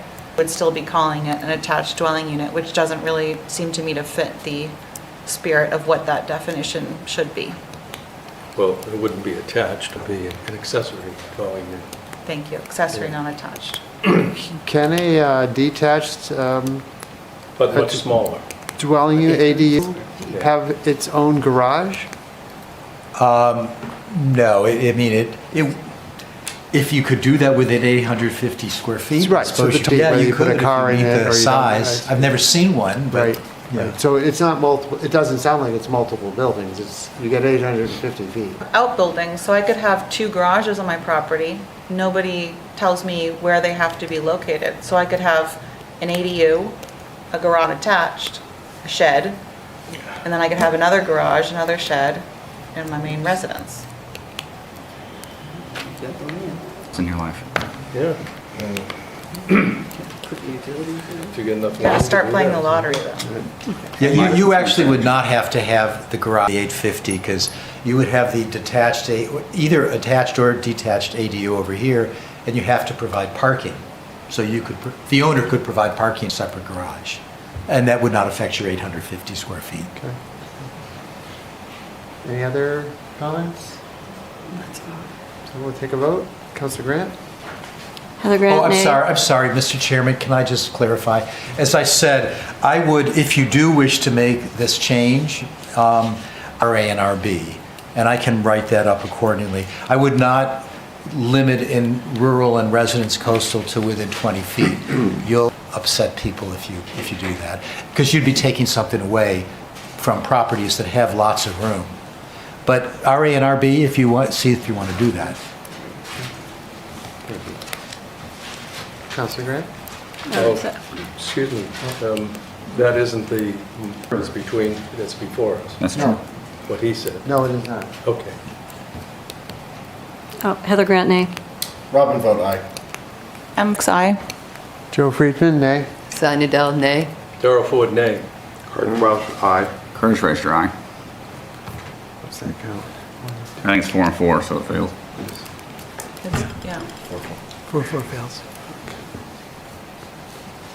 And did you want to make a third? No, I think that Todd provided, I see. but I would be, since this has to go back to the planning board regardless at this point, an interesting conversation for the planning board to have, is thinking a little bit more about road cut, the intention of an accessory dwelling unit, and how, if the 850 feet is struck down by the state legislature, is the idea of being able to essentially have 2 homes, 2 garages, 2 sheds, is that really in keeping with the idea of an accessory dwelling unit? So I hope the board will have that discussion. Could I ask, we just voted on whether or not to do it for to restrict it in all the residential zones? Yes? Could I propose that we do it just in Res A and Res B and call for another vote? 1 second. So, Amendment to the amendment that says, the amendment failed, so you're making a new amendment. amendment to the failed amendment. That failed. So I'd you're like to making- make an amendment that the restriction that was discussed by M be limited to residential B. May I try to reword that? Is that okay? Yes. All right. Counselor Wells, that a 20-foot constraint be added to detached ADUs within the Residence A and Residence B. Is that? Yes, that's it. Okay. Is there a second? Second. Yeah. Is there any further discussion on that? Councilor Nadell? Sonia Dell, nay. Darrell Ford, nay. Carter, aye. Heather Grant, nay. Robin vote, aye. M. Friedrichs, aye. Joe Friedman, nay. Okay. Let's try. So 4-4. Still I think. 4-4. Okay. It fails. So then, Mr. Chair, the only thing, going back to the planning board, is the suggestion to change the 5 from residence multi-unit to mixed use with residential. I do have a question before we say yes to that. We did not vote on that quite yet. Oh, right? okay. That was an amendment to The original motion. The principal motion, yes. So I may have an amendment to the original motion, but I want to about. Mr. Goose came up and talked about requiring owner occupied on one side for the ADUs per new market ordinance. What is our appetite for that? I think this would be an appropriate place to discuss it, unless I am mistaken. I think it's a good idea, because I think it alleviates a lot of fears about behaviors in the ADU. It's in my home, I have somebody in there, but if it's a rental on top and a rental on bottom, that's not really an accessory dwelling unit anymore. So do I require a amendment before we can continue discussing? Well, I think initiative would be a new initiative. It wouldn't necessarily. So it be wouldn't part of tie into this at all? I So don't it's not the think so. appropriate place to I think it would be discuss? to ask the planning board to consider initiating something to that effect. Roger that. I will stop talking. And I It's all right. can provide a little more information on it. So we looked at this a little bit earlier in the year after the state made different laws. And the question we had internally as staff was whether we thought it made sense to move forward with this or not. And a concern we had was that, Durham was under the gun in terms of our no more than 3 unrelated, and we were really the subject of that ordinance change, and are going ahead and made this change at this time, that there would still be many watching Durham closely to see how we reacted, result in an additional law bill being introduced to strike down a community's ability to do that. I think the legislature previously, and we didn't want them to think about it. That was one concern. So our feeling was it probably made to hold on making any change for a year or two and to see if in fact it was a problem. To date, it hasn't been a problem for us. Michael Barrett, I'm riffing on memory here. You're doing great. So Michael Barrett also put out a poll to other planners to see what they were doing with this provision. And what we heard from a lot of them was that although they had such a requirement, they took no steps to enforce it or check. Reported to them, they would take action, but it just had been kind of a non-issue for them. And then the other concern we had, to the extent there were Durham people who did have an ADU on their property and were take a sabbatical or be away for some extended period of time, and did we want to be in the position of having to regulate those individuals? So I think staff-wise our feeling was we were going to wait to see if this became an issue or not. I know there's a lot of concern around the impact of student housing on our neighborhoods for good reason, based on experience. But this just hasn't been a class of property that's been a particular problem, and where The number of students at the university is in decline. Our feeling was it's going to put less and less of a pressure on these ADUs. But at the same time, if someone that has an ADU, they may be concerned, what happens if the owner rents both, lets out both sides and they are problematic?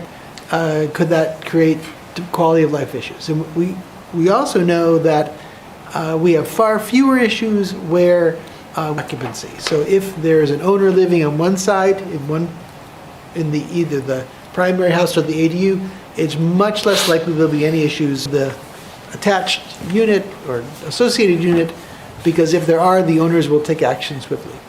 So it's really up to you. That's the thinking. It's off point, and I'm willing to drop it if necessary. I do want to ask a clarification if appropriate. I believe this would particularly dissuade Airbnb usage. Is that a correct assumption? We already have an Airbnb, a short-term rental. Yeah. Good to go. So Thank you. I think the concern that Dr. Goose was raising really had to do with off-campus student housing. LLCs dropping. Yep. And it's a fair concern. I want to share, because I had shared this information earlier, including with Mr. Goose. So, I mean, I would be, if this is the right thing supportive of this, I will say that we chose Durham because it did not have this requirement initially, thinking that if we had to leave the US time by renting out both portions of our house, we would cover the mortgage and property taxes, which anyone who's moved into, in the last 5 years knows that both of those are very high. And in a way such that if we had to go and take care of a family member elsewhere, if we only were renting out one part of the house, we could not cover the mortgage plus property taxes. And if we were to sell out of Durham, we could never afford to buy back in. And I know that, there are other homes on my street similarly where rented out currently, and the owners not live there, but it's, their grandchild that's living there and then a tenant in the other part or something like that. But I do not think that making an owner requirement would put a target on Durham in any way, because when we were doing our different towns, Kingston, Brentwood, some of the more conservative towns all require owner occupancy. And so legislature would pick that up at their own peril. I think that is not one of the housing things that we would see be changed, because a lot of communities use that to essentially discourage additional housing. I believe the Lakes region and perhaps the Mountains region as well have a long tradition of renting to others when they're not there, when owners are not there. And it's the only way they can keep those properties. And they pay significant, so those communities have been reluctant to require owner occupancy as well and lobbied against it. Grants that's planned into the conversation? I think that would be very difficult to get a variance for, because a hardship unique to the property itself. The zoning board would not be able to consider the particular circumstances of the owner. I think a variance would not be a tool. I mean, I still think it's an idea and a discussion worth having, so I would support the planning board consider owner occupancy. I don't mean to elongate the meeting anyway. Right. Pretty important what we're doing here, so this is just a preview of it. I think some of this is what we have to do for state law. As Mr. Barron said, we don't have to do it tonight necessarily, but we do have to, I believe, move forward on it, which this discussion does do. And forgive me, is there a motion on the table right now? We have the original motion. We have the original motion. With the amendment. With the amendment number The one. amendment passed. Yeah. The amendment number one. Right. But we can't, the original amendment was to approve, and that's, now really it's a matter of referring back to the planning board. We can't adopt it because this is a zoning change, and if there are substantive changes made to the proposal coming from the planning board, they have to go back to the planning for additional public hearing and discussion and a recommendation. So there's more process to follow. So I think maybe the motion might be to refer back to the planning board. That would be the proper motion now. but the motion on So do the we vote this table- motion down and then, or do we withdraw the motion?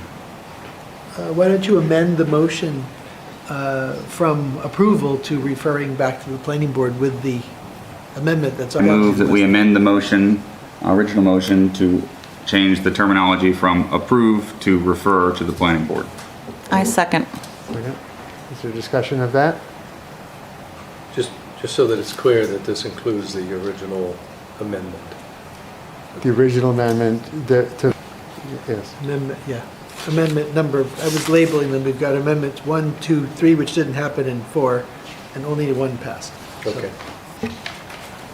Councilor Nadell? Cy Nadell, aye. Darrell Ford, aye. Cardin Welsh, aye. Kurt Fraser, aye. Kelly Grant, aye. So, aye. M. Friedrichs, aye. Joe Friedman, aye. All right. Okay, thank you. Yeah, So I will give this back to the planning board, and they'll take it up hopefully December 10th. Did you have another one? All right. So. They love it. To open the public hearing on the administrator's proposed fiscal year 2026 operating capital and special fund budgets. Second. Anyone? Councilor Friedrichs, on opening the public hearing on the budget? Aye. Robin vote aye. Aye. Kurt Fraser, aye. Cardin Welsh, aye. Darrell Ford, aye. Cy Nadell, aye. Joe Friedman, aye. The public hearing on the budget is now open. If any in the public would like to speak, please come to the mic, or we'll check on Zoom when, after the people in the room have a chance. If you'd like to speak, please come to the mic, say your name and your address, please.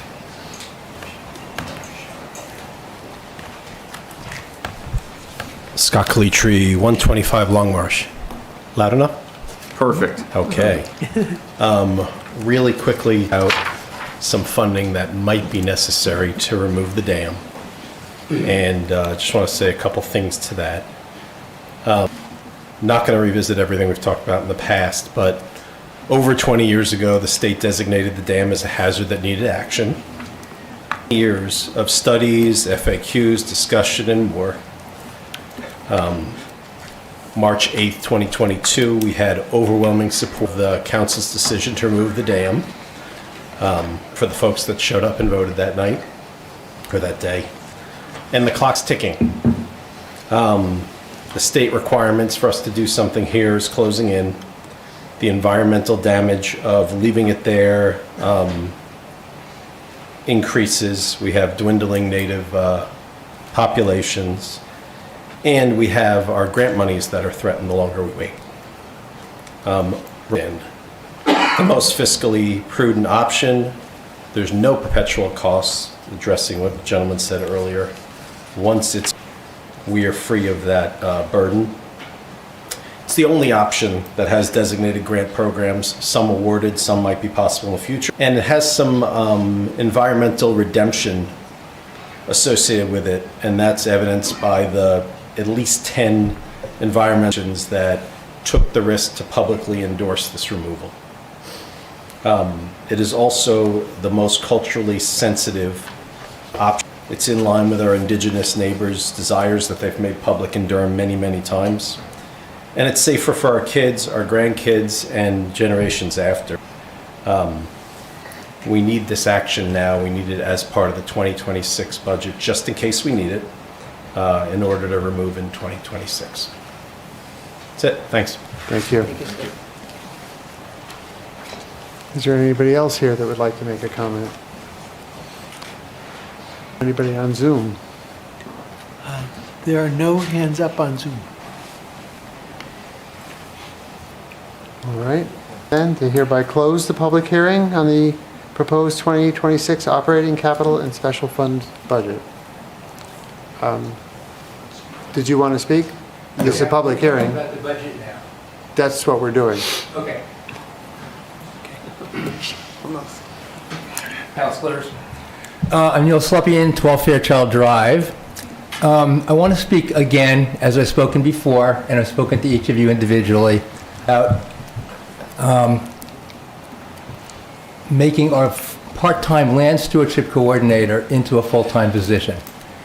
I know that there is a lot of talk about how to save money in this difficult budget year, but I'm not going to waste all the reasons why it's important for our land stewardship coordinator to become full-time. I've already told you about our 20 miles of trail use, the fact that the past 3 land stewardship coordinators have worked full-time hours for part-time wages, and the basic minimum, or even less than that, of the job done that is needed to take proper care of all these properties. But I that the very minimal amount of money that's being asked for this year, about $25,000, is, if this is taken out of the budget, if it's not voted in, it is not going to move the needle 1 millimeter toward helping reduce any tax burden on this town. It's like if you are wanting to cut calories, what good is it going to do to take a few peas off your plate? You want to take the mashed potatoes. So the peas... They're too delicious. What we're talking in this $25,000 in a $9.5 million salary budget is like taking a few peas off your plate. These are the things that are good for you. So I want to reiterate, in fact, reiterate, that it is too important, too minimal of an expenditure to think about taking it out of the budget in any way for this year. Anybody have any questions? No? Okay. Thank you very much for your indulgence. I appreciate it. Have a good evening.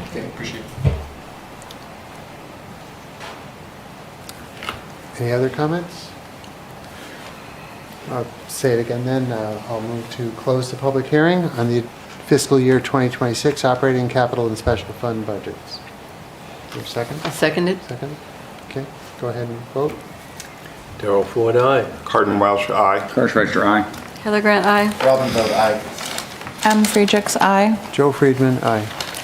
That we did receive several emails to the town council on the budget topic, and all were expressing concern about the increases, just so that people get that feedback that they were received. Yes. And this is now an opportunity for us to continue to talk about that budget. So anything else any of the councilors would like to bring up or talk about, this is the time for that. Are we going to cover the capital improvement budget? We haven't done that. And I would suggest that we start with that. Okay. It's been presented in the booklet, and do we have a sense from the councilors how we'd like to discuss it? Any suggestions? I have Realbury Road project, which is, the elephant in the room here, I think. So I would like to review those. Yes. I'm just going to put it out there and say one of my questions, what would be the implications if we postpone the completion of the Madbury Roads project to a future year, and we essentially pause construction on that until we get a better budget scenario? Yes, is Rich around? Yes, he's with us tonight Okay. on Zoom, so we're ready to go. So my part of that question would be, is there any infrastructure in terms of gas lines, water lines, sewer lines that are still need to be updated, which is underlying much of this Madbury Road project done? Great, so we've undertaken the project in phases, and the overt intent was to be able to start and stop as needed. I believe that the infrastructure you're referring to is now in place. All done. So we do have a roadway that's kind of broken up, and particularly sidewalks that extend toward Madbury Road on the Route 4 on the left side. But Rich can speak more to the phasing. Right. Yeah, what are- Todd's right. Good evening, councilors. Todd's right. We've completed the water main work, essentially, taken that up to almost Route 4. So our water main concerns that we had early on, they've been mitigated through the replacement of the water main. As far as other utilities, with the phase, I'll just say that the phase 4A and 4 into those two phases, the remainder of the project extends from Edgewood Road up to just past Emerson. The state would pick up from just past Emerson to the proposed roundabout, which would be one complexity because their roundabout is in design and permitting as we speak, and they are looking to begin construction. We had a hearing, and I think the construction has been pushed to 28 and 29, if I remember correctly. So we would have to coordinate with them if we were to delay our project and have them go first, as opposed to the Madbury Road 4B section going first. I think there's a little bit of gas main relocation that will be necessary as part of this project. That would be something that Unitil would be right of way, and there is flexibility on that. I don't think there's any type of deadline implication if we. I would say that the two biggest impacts to a delay, and I'll pause for a second in case there's any other questions. And you mentioned Okay. 28, 29, and when the state was here making their presentation on the 10-year plan, they said in 2027. They did not say 28 or 29. I'm sorry, Joe, I didn't have my notes with me on that, so maybe it was 27, 28. I apologize for that. They're in design mode. I thought I had heard them say that they pushed it out, but you're probably accurate. I thought I heard that too, and so I asked the assistant director of the group, and he brought out his book. It was said in August and confirmed just at this recent meeting that it was 2027 for construction. Okay. And so, like I said, it would be minimal, disruption. I think it would just be a matter of how we tie into, if they were to go first, or, vice versa, if we were to go first, how they would tie into to our section of roadway, because the roadway does require to accommodate the multi-use path on the west side of the road, and that would be one implication as far as how we time that and how that coordinates. One of the, I think, two of the biggest issues I see would be the continued cost escalation. Continue to see prices go up for labor and materials significantly, and we've been managing to control that, working with the contractor that was awarded the first phase of, or I should say the second phase of the project, which was Main Street to Garrison. And that's something that we've been very fortunate to manage costs, as well as working with Continental Paving, who has hold their pricing for the work that they were doing, including the pavement and reclamation work. And this phase is significant amount of reclamation and some relocation of the roadway, like I said, from the shift. The other piece I would say would be kind of, somewhat complex but manageable, would be the $1.8 million that we would be receiving from the state and federal grant money through the 10-year plan. That is for the shared use pathway. It's currently through the GASSET hearings. It'll be going to the governor and legislature for review, and hopefully we'll hear in June that has been included in the final 10-year plan, and we would be candidate for that $1.8 million to construct the multi-use path. The multi-use path constructed until the phase 4A and B are constructed because of that roadway shift. So the things that top of mind come to me as far as how it might impact the project if we were to push that out. The roadway shift, where is the road shifting?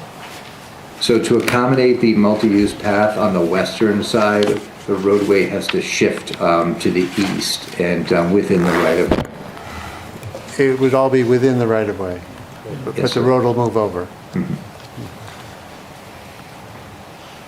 And the other thing, we've done some drainage work on the project. You remember we did receive those grants for the Little Hale culvert project, and we were able to construct future drainage for that roadway % complete because we didn't extend, beyond just a little bit north of those culverts. And that drainage, system has been failing, so we won't, until we make the improvements on 4A and 4B, we'll still be contending with some of the street flooding and the condition of the roadway, setting aside the whole issue of, of the project, as it stands. The condition of the roadway is extremely poor. It's probably, one of the worst condition roadways that we have and it's going to continue to degrade. We didn't help it with the water main trench that we put in. I think we would also look at to be cognizant of the fact that there would be, a future project with 4A and 4B. So the trench itself is a temporary patch in our budget to install a permanent patch if need be. So if we were to do any type of delay, be it more than a year or two in there and do a permanent patch and probably do some additional reconstruction on the existing sidewalk, which was temporary paved. Some expenditures that we would have beyond what you see today that we have in our budget and in our contract and pavement on those temporary trenches. Rich, how much are we expecting from that TAP? Because when I look in, it doesn't show any offset. It's we now have been recommended for $1.8 million for the 10-year plan, and it's in the draft plan, and that's specifically for the multi-use path. And we think that we could make a hard case to the DOT and others that the multi-use path is inclusive of the granite curbing, of top course paving, and some other things that tie that multi-use path into the road. So that is 1.8 million, Carter. Included this in the budget. How would we know if we're going to have to pay the 1.8 or not? June is when we would find out, and we could delay we could delay the approval of the one capital item, and we could approve it subject to receipt of the grant, or having it in the 10-year plan. And if it turned out that it was not in the 10-year plan, we would be able to come back and request authorization for just that piece in the general fund budget. But can you do that before you do either of the two previous? No, pardon. We'd have to do 4A and 4B first because of the roadway shift. And We just don't have the real estate within the current, put that multi-use path in on the western side. And those are the conundrums I was facing pulling this together, is the staging of it, et cetera. So, and tying it in with the state roundabout project. Have you looked at a contingency plan that says that the project, the multi-use path may end up stopping at Edgewood, and then what would you do? I think what we would do is, it would terminate at Edgewood. We would improve that sidewalk. As I mentioned, we do have some money in the budget to do those permanent patches, and we would have to, look at the schedule. If, let's say, for example, the 1.8 million was approved, then we would just have to, we'd have to work with the state to schedule that in the out years, and we would delay the construction of the multi-use path until 4A and 4B were constructed.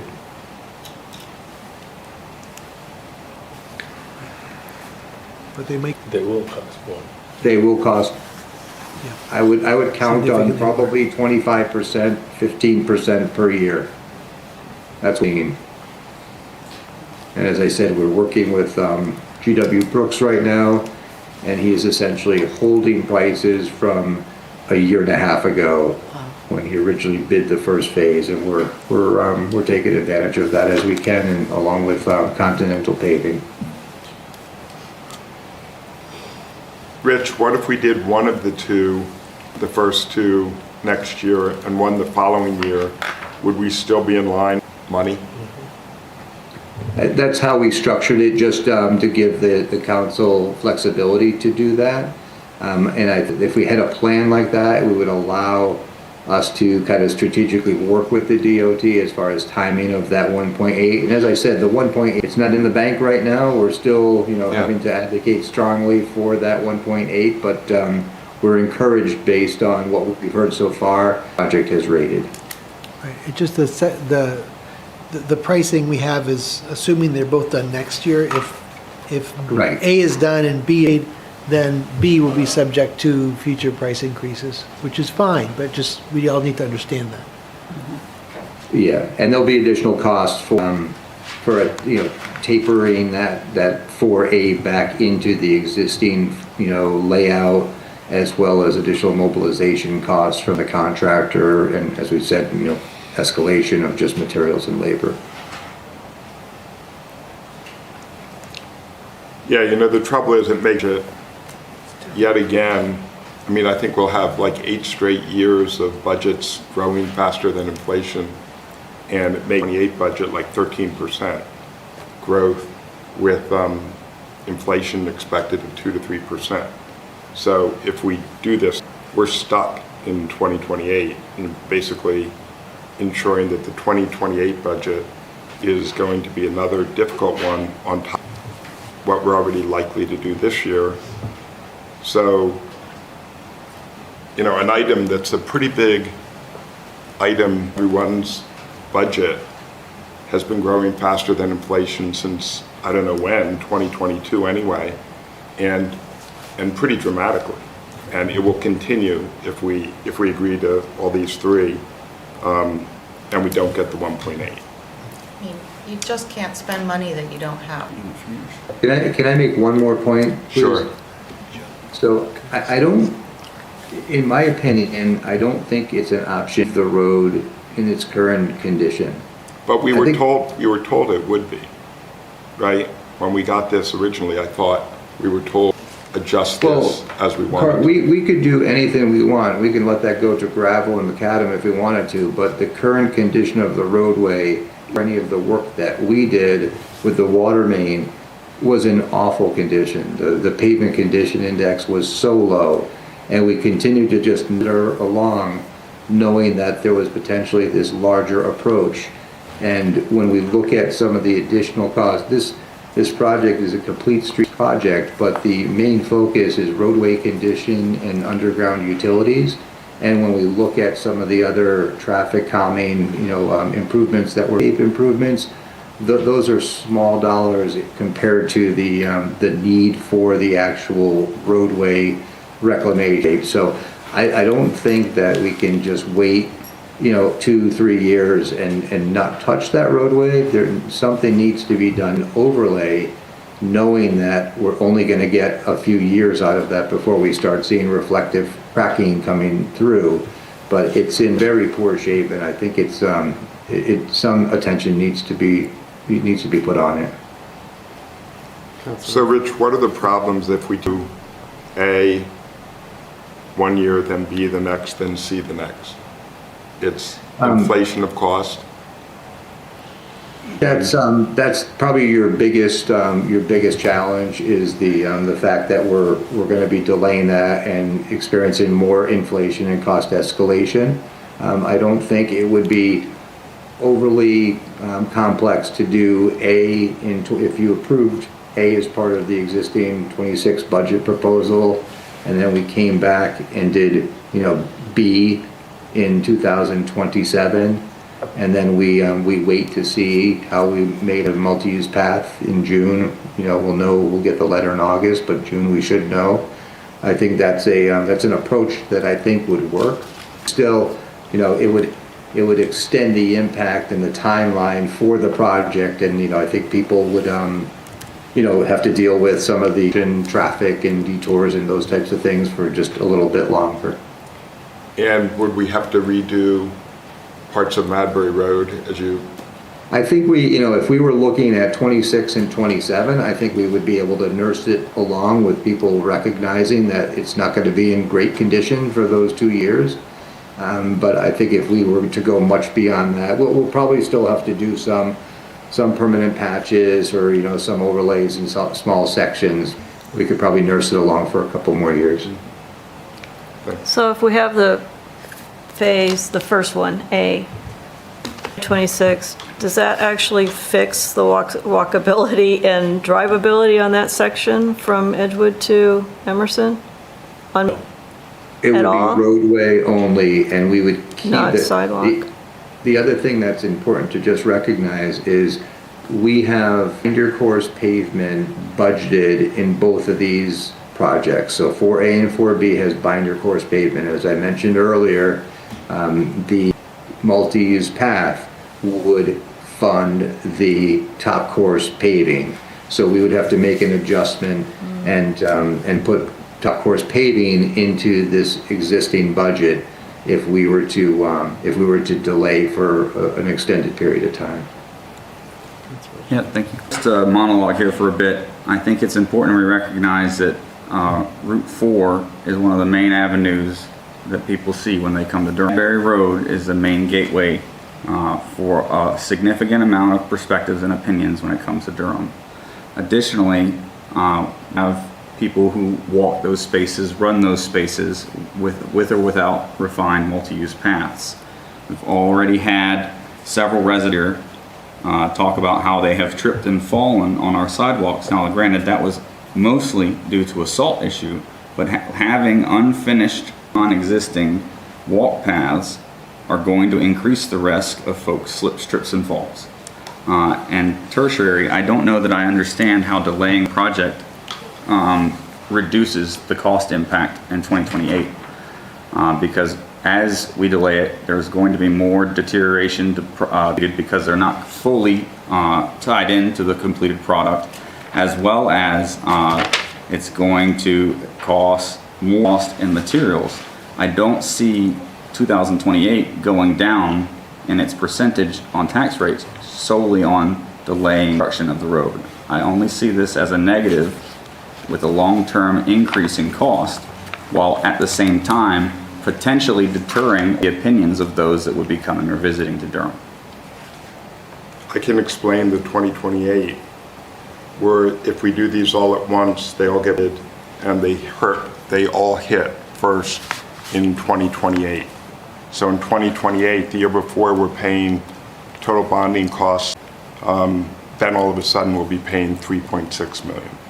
So you've got, before we handle any sort of new employees and union contracts and everything else, you've already got a $1 million increase in just in debt payments, and that's going to make the year, extremely difficult. Because you can see how difficult it is that we've been sort of fooling around with expenses, and we've got maybe 200,000 taken out. If we're really aggressive, we would have to take out, 1.2 million or 1.4 million of expenses to get back down to a budget increase that was consistent with inflation. So as I understand your explanation, if we bond it all at the same time, the rate of that interest return that we're having to pay for the interest payments, right? Is that how you're understanding it? Is going to hit first in 2028? Is that? Well, it's the interest, and it's we have principal repayments also coming due from a variety of sources that year, including this. So, is there not a very real risk that any gains in 2028 would be immediate cost in labor and cost of materials? that's true about every bond we do. We typically bond because it is, this road will be enjoyed by people for 20 years. So you have a 20-year bond and you start it. So, if we start every one of these projects now so that we're not hit by inflation. Yeah, I'm not trying to necessarily slip the slope that much, but this is a walk leads directly to downtown, and it is a main avenue of approach, and it is one that is aligned with multiple values. We've got a lot of decisions to make, 100%. And some of them are need to have, and some of them are want to have. There's a lot of want to haves. This is, I think, a want to have. I walked that sidewalk, just was fine. There's nothing tripping me. no cars coming at me. You climb mountains, Gordon. You went skydiving, not 2 Yeah, months yeah, ago. but I saw, and, My 86-year-old mother-in-law has done it. yeah. I believe In you. this trip. So I'm just saying saying. it's not everybody. I'm just saying, just, all this stuff is cool, but we have restrictions and we continually, batter the taxpayers with increases more than inflation. And you just can't keep doing that over and over and over. And it really highlights the fact that we would need some more development, because the development just isn't keeping up with the desires of the town. I agree. So what would be the benefit of making them this year, 2027 and 2028? What would that save us in? It would save us the first year of a portion of this that hits in 2028. It would just push it back to 2020 as the start year. Right, so it's Now, not going to save us. If we get the 1.8 million, Right, then it's a lot easier. yeah. But And I we're also expect hoping will. we have this coming online by 2028. Yeah. On Hope isn't a Mulberry strategy. Road. But in your calculations, split 4A and 4B, rather than doing them in the same year, you're saying perhaps 4B gets pushed off a year. Did you figure how much it'd save in 2028? I unfortunately forgot my glasses, but if you look at page 17, are these yours? Look to the bottom. Okay, thank you. Oh, jeez, I You must be blind. can't do it. Hang on a second. Cross-eyed. Good try. 17 is, No, not that I 17. think it's on 71 maybe. Yeah, it's page 17, bond schedule. Airbag. He's looking at Spreading the out fiscal here. Okay. forecast. We got one more pair of Schedule glasses in the coming in, budget. Gordon. In which, He's looking at the budget information book. Dr. Good. The main budget. book. The I main think he budget book. approves of those. Yes, I think There's a so. debt schedule. Not the so- capital. No. Yeah, all right. Yearly principal and interest payments. Yeah, so in 2028, the the $1.8 million project hits us for $170,000. The Madbury Road, the second project hits us for $140,000, and the third one, the streetscape, the 2.6 million, hits us for $250,000. 18, on page 18, I think. It must be 18. I can't find it, so. Oh, okay, yeah. Mine says page Yeah, page 18. We're all in the same boat. Page 18, Oh, Madbury Road Madbury Road streetscape. streetscape, okay. Yep. So there's a principal, Just Yeah, below those the are- Oyster River Dam. Yeah, it's principal go into our budget, right. So the one, unlike probably in this. just one point that Yeah. I think is worth considering that we can't really account all the information is not, we can anticipate inflation will make the cost more expensive for the project. But at the same time, it's likely interest rates will decline over this period of time. And if that happens, while the project cost might be higher, the interest we pay over time might be a little less. But I don't know what the interest rate will be. So I just wanted Yep. to point that out. No, just as actual structure of that road, you may be able to walk it now, but it is definitely significantly got patched up in ways that are lumpier than it was before. When that gets snow on it and it's plowed, it wore it with and it's worse now. And we don't have a sidewalk. What we have is a painted white line. And that doesn't do good when it's snowy and there's no curb, and where the hell are you driving? And there's no white line. And there's no white line. So the road is significantly worse. If we had known we were going to wait, that we would have or just cheaped out and repaved it and put a little sidewalk on the side like a lot of our neighborhood, people would be okay with that, I think. You know, the glamorous part's beautiful and everything, but to have a road that actually functioned as, and a sidewalk that was halfway safe, I think you wouldn't have a lot of people in that area complaining, but it is right now. And it is not going to get any better, obviously, and it's not going to be safe in the winter. It's, I mean, well, I'll just leave it at that. I just wanted to ask, Rich, so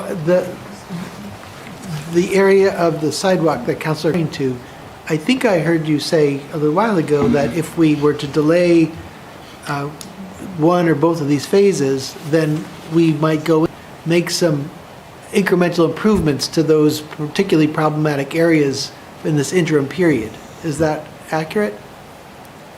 Right, we'd have to look at that, Todd. I think the approach that we had was let's not, we had in our contract permanent pavement for, or permanent patches, I should say, for the water main trench. The water main trench, the reason the sidewalk is dug up as being is under the sidewalk in some cases.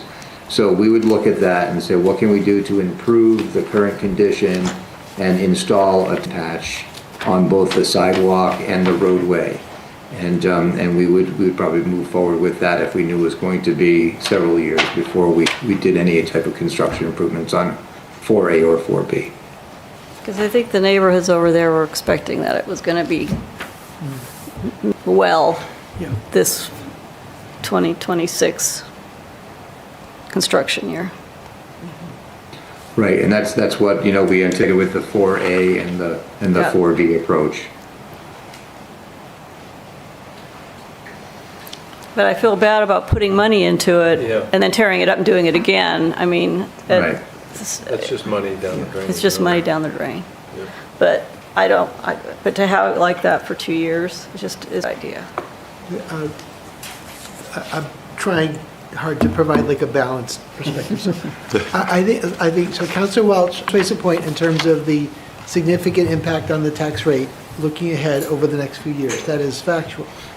I think the counter to that is there have been many efforts over the last few years to change zoning or to have projects move through the planning board that have been opposed widely by residents. And so potentially we could have had more tax base today, but the community chose not to for a lot of reasons, to preserve the character, the quintessential downtown feel, protect the environment, to be sustainable for lots of good reasons. But I just want to note, it's not as though nobody's thought about increasing the tax base until now. Yeah. I've been pointing out for years we need to do something about it, and we haven't been able to. Just to a certain, I feel here it ends up being kind of a one-sided discussion where we're focusing, but not nearly as hard on pressing development. And the citizens, while being concerned about taxes, also have high services we provide, and the budget is intended to support those services with very few expansions. Land stewardship coordinator, Kalia, another, but again, I just want to put that out there as well for the council. No, I know. And Todd, I think there's also probably a lot of people who want to keep it smaller, but they're also willing to forego a lot of these things that we provide. And, we provide things that, as Em said last time, a lot of towns don't provide. And we tend to provide things that groups of people want, but not necessarily the entire community. And so that's can't prove that, no one can, or disprove it. But we have a lot of things that, as we've seen with this, this budget, like everyone's got to have something new, and we really don't have the money for it. And we didn't have the money for it last year. Before, we grew more than inflation. So if we're really trying to make the town more affordable for young working people, like we talk about from time to time, we have to do one or the other. We have to either have development or reduce what we provide to people. And what we've been doing is neither. And so we run into this situation. Because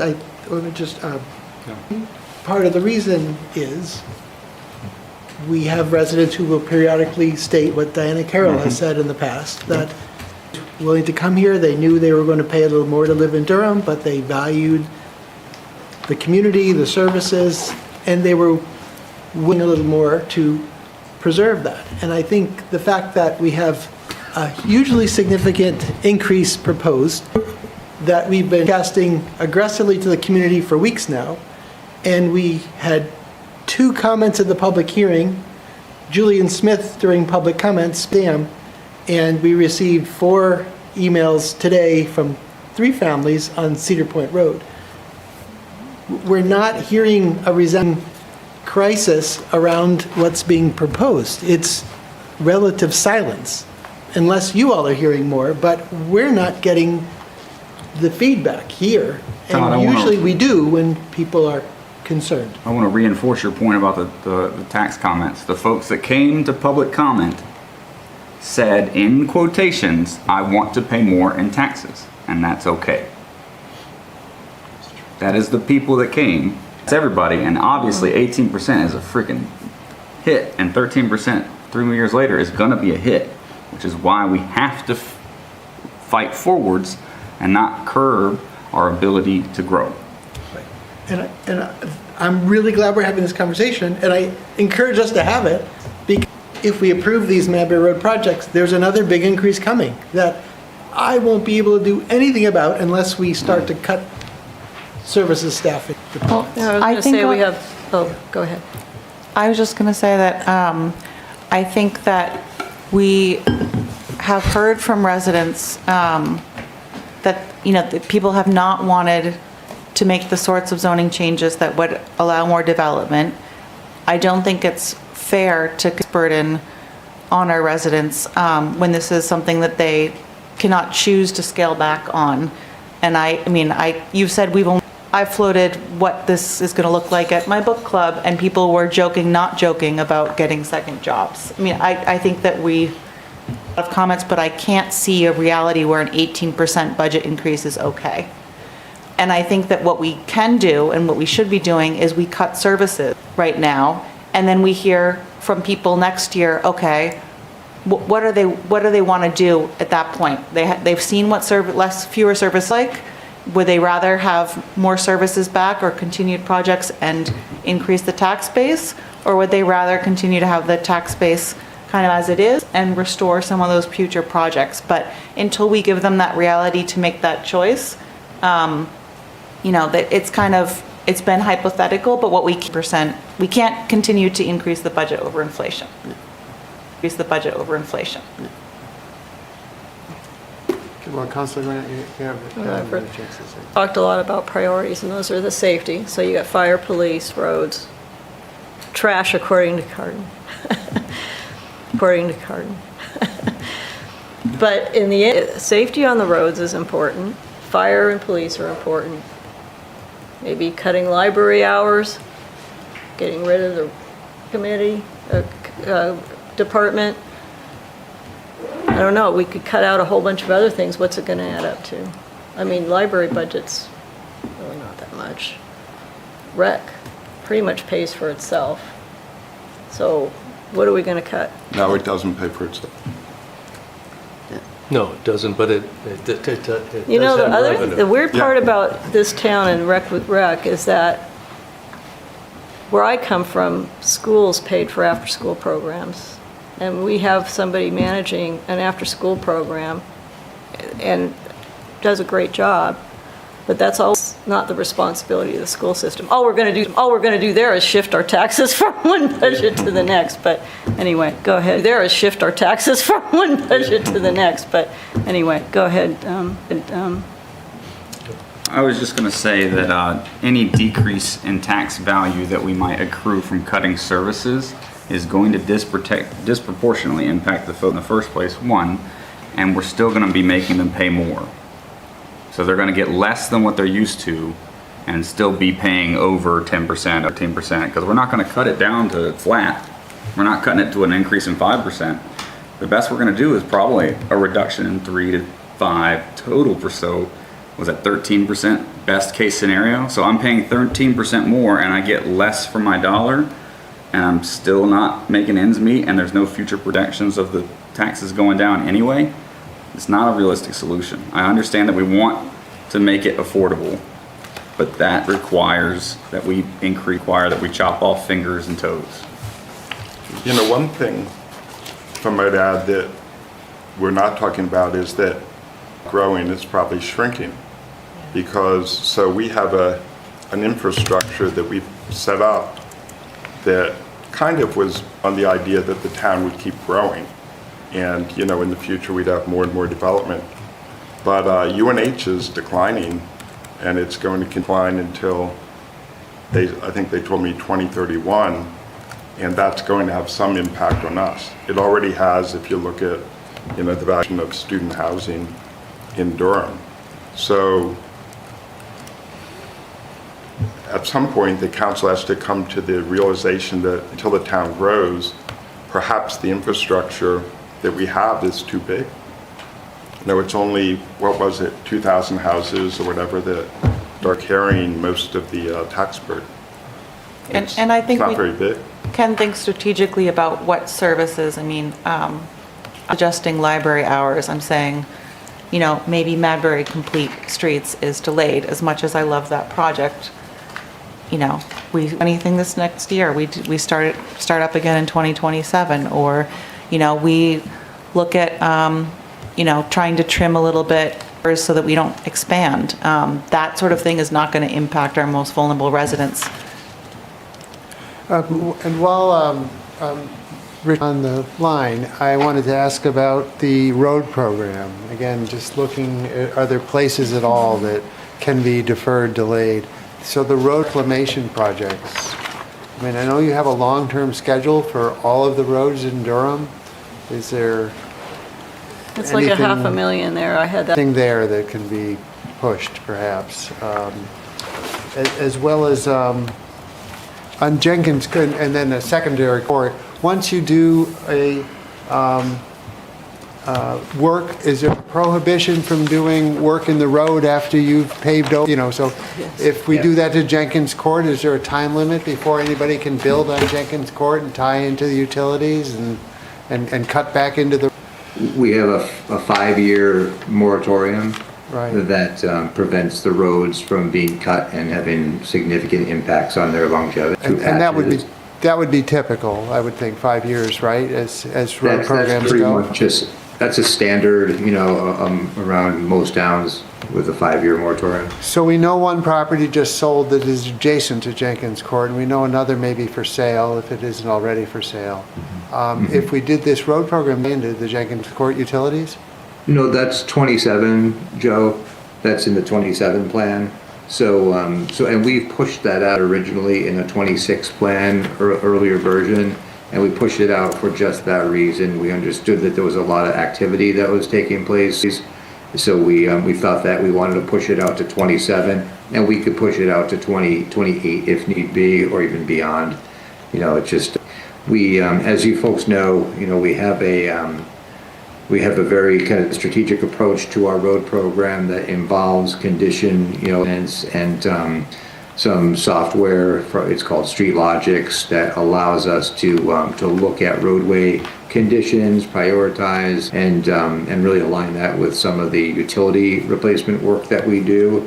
I think the big problem that we have with some of these roads by delaying, you can see some of these, like the Laurel Lane project, the Morgan Way, Williams, Terrell, those are projects that are currently in there as that deterioration curve continues to be pushed out, we see some of those shim and overlay roads really drop to reclamation and paved roads.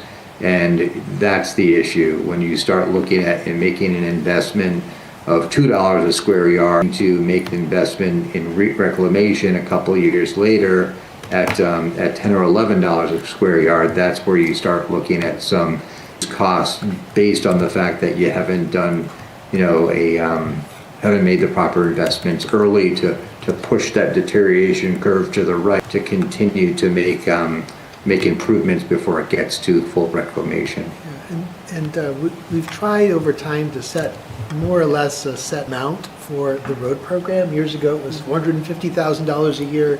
With inflation, we increased it to 5, then 6. So now we're up to probably $750 a year. But other communities will go for many years without doing any pavement, and then they have to float a 10 or $20 million bond roads through town, and our experience is that costs more in the end because of what Rich just suggests. You lose the roadway, and then you have to spend more with reclamation. So our feeling is this is a good approach, and it keeps the costs pretty stable over time. And we're paying for this with tax dollars rather than bonding, so there's no interest, so. Todd, what else could be delayed of the 2026 projects? I mean, some breathing apparatus, it's not scuba, is a health concern, right? It's a health For concern. the fire? That's correct. What are you looking at, Dr. Patrick? Page 18, Yeah. 18 of the main budget? at the top, yeah, the main budget. And I believe that equipment that we have And we're also, only Yeah, it's got a You and I stayed the lifespan, other which, Yeah, but this shows what we're paying, this schedule. Correct? The principal and interest on the fire equipment, right, this would show this is what we pay. over time, yes. when you're looking to the right. Yes. And then the fire station improvements, is that, wait, It's timely. They're in design right now for those improvements, and our goal is to provide the department with space for the long term. So I'm viewing this as a really economical short-term investment, so we don't need to deal with the tens of millions of dollars of a fire station improvement or new station. how about any of these trucks? Can they be delayed? Just a minute, let me. I had just one quick question back on the fire, though. There was living quarters and other things in there, but one of it was for the kitchen. I think, that's gotta be a pretty good chunk of change. So I think in terms of the scope of work of the improvements in the fire department, one of the areas you could live without, but still, obviously, with the expansion, with the tight quarters, the living quarters improvement, maybe not the kitchen. Maybe push that out a year or two. Yeah, so I know it's not We pretty, have to but it- revisit the design. Right now, the kitchen is integral design. It's moving locations and other uses would go into the kitchen area. So everything is kind of contingent upon a full changeover there. So let me just see. There's fire.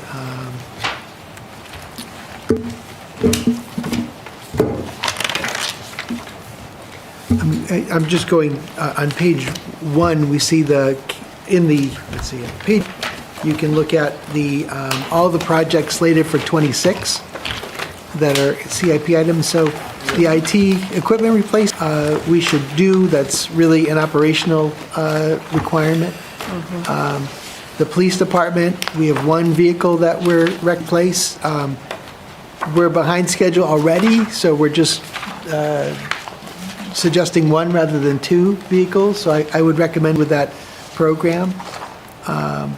If we had to, we could cut it, we could live without it, but it just puts us further behind. And that's a CAD, so that would be a true savings, but then for next year's budget, you'll see, two vehicles in there, and anyway. The seasonal decorative lighting for $2,500, we could definitely put that off. We've been doing $2,500 a year and slowly building up a nest egg of all of that equipment. Road resurfacing, again, we've commented on that already. What is road H? Those are internal roads at the university, and we partner with UNH so that by including the work in Durham's bid, we have a higher bid, so we'll get a better price on our road work. And because we do much more road work within the, we essentially pass on our price to them. So it's Durham's bid for the full amount, the $533.5 plus $275. UNH will reimburse us $275. So they offset that, and it's a nice partnership for both of us. And that's guaranteed despite their 35 million in budget cuts? Yeah, it's in a, their funding allocation makes this a priority to do. And if they told us that they would scale back that part of the program. So approving it now just gives us the authorization to do it, but we we wouldn't do it and pull the trigger on it. UNH, told us otherwise. true, yeah. But at this point, that's a go. The crack seal program, we could go without. I don't recommend it to improve the lifespan of the roads. I don't think it's a great idea. Stormwater management compliance, we should do that as part of our stormwater permit. Let's see, the facility infrastructure improvements, I think is that a lift, Rich, for $15,000? I'm trying to remember off the top of my head. It's the 15,000 that we spend for the various components within each of the buildings, like HVAC systems. Got it. Pumps, things like that. And we have a $5,000 cost in there to look at some of the HVAC system over at the police department and determine, what the issues are with that. Yeah, and we've got a $79,000 dump truck. Our dump trucks are pretty beat when it's time to replace them, so it's time. Condition, it's quite rusty. And I believe we've been keeping one dump truck as a backup because we do have breakdowns. We have 6 primary frontline pieces of equipment, and we rotate the one truck into the system as a backup. The sidewalk program. 6 seems like a lot. Is that the optimal number? Oh, no, we could use more, Garden. Those are routes. 6 trucks that we use for our primary plow routes, and our plow routes are longer than most, sometimes approaching 4 hours. So that actually is about as small of a number of a fleet that you would want. Yeah, I mean, my sense is that the big items that we would consider would be police department vehicle, although I wouldn't recommend cutting it because that would be a real savings next year. Pushing off 1 or both or 3 of the Madbury Road projects, and we've talked about that already. That's a possibility. We've designed them, but not ideal.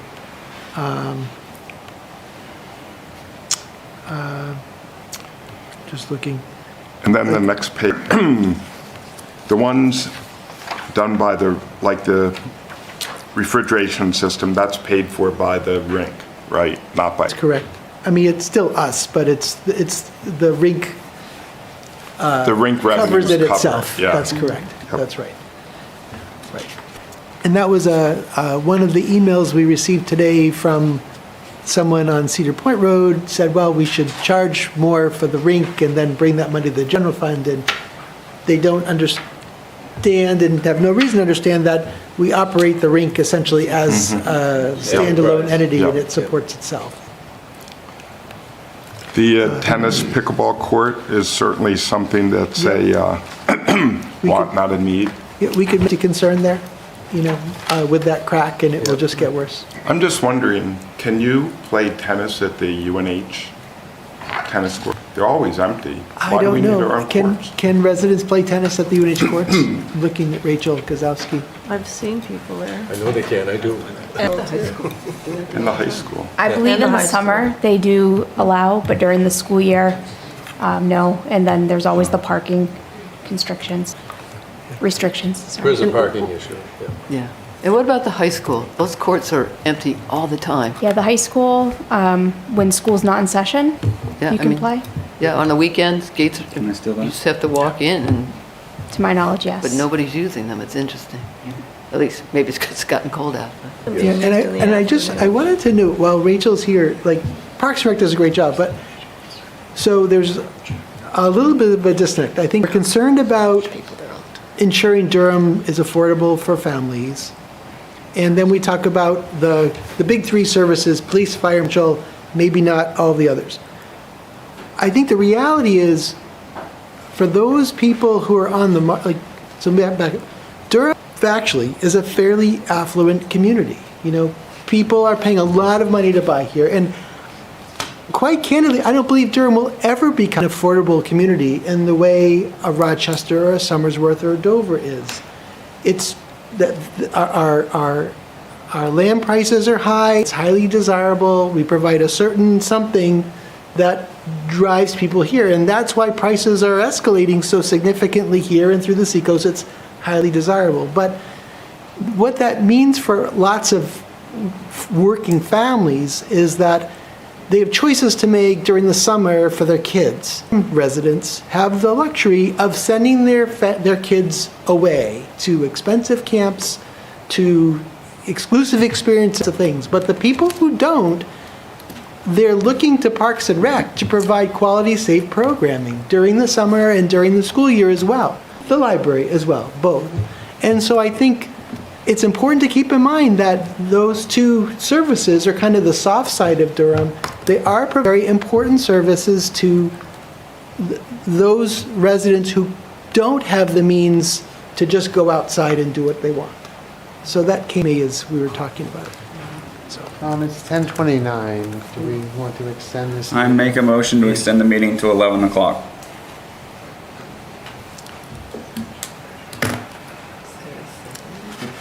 Dang, guys. That's a long We have another budget session. I would like to get some roundtable in. So Yeah, can I ask just yeah. one more on this? Yeah, yeah. What's with the Sammy's Lot purchase? So that had to do, so University of New Hampshire owns the Sammy's Lot. Durham and UNH have an arrangement and an agreement. UNH allows us to use the Sammy's Lot for our purposes at no cost. And in exchange, we allow UNH to use our land and parking spaces near the old at no cost. And it's a quid pro quo, basically. Long-term, it would behoove Durham to own that lot. So we've carried that allocation in the CIP for years. We've never had the resources to do it. And in addition, that lot is part of one of the original Ben Thompson bequests. Land grants. So it's very complicated for UNH to even transfer that land if There was a year when it would be easier. Is there a limit there? There was a slight adjustment in Brook Lane a number of years ago that actually required action by the state legislature to allow. So, Oh, wow. as you know, we're talking now about the edge at West End. One question that came up as part of those conversations was whether and how UNH might develop seed capital to help get that thing going.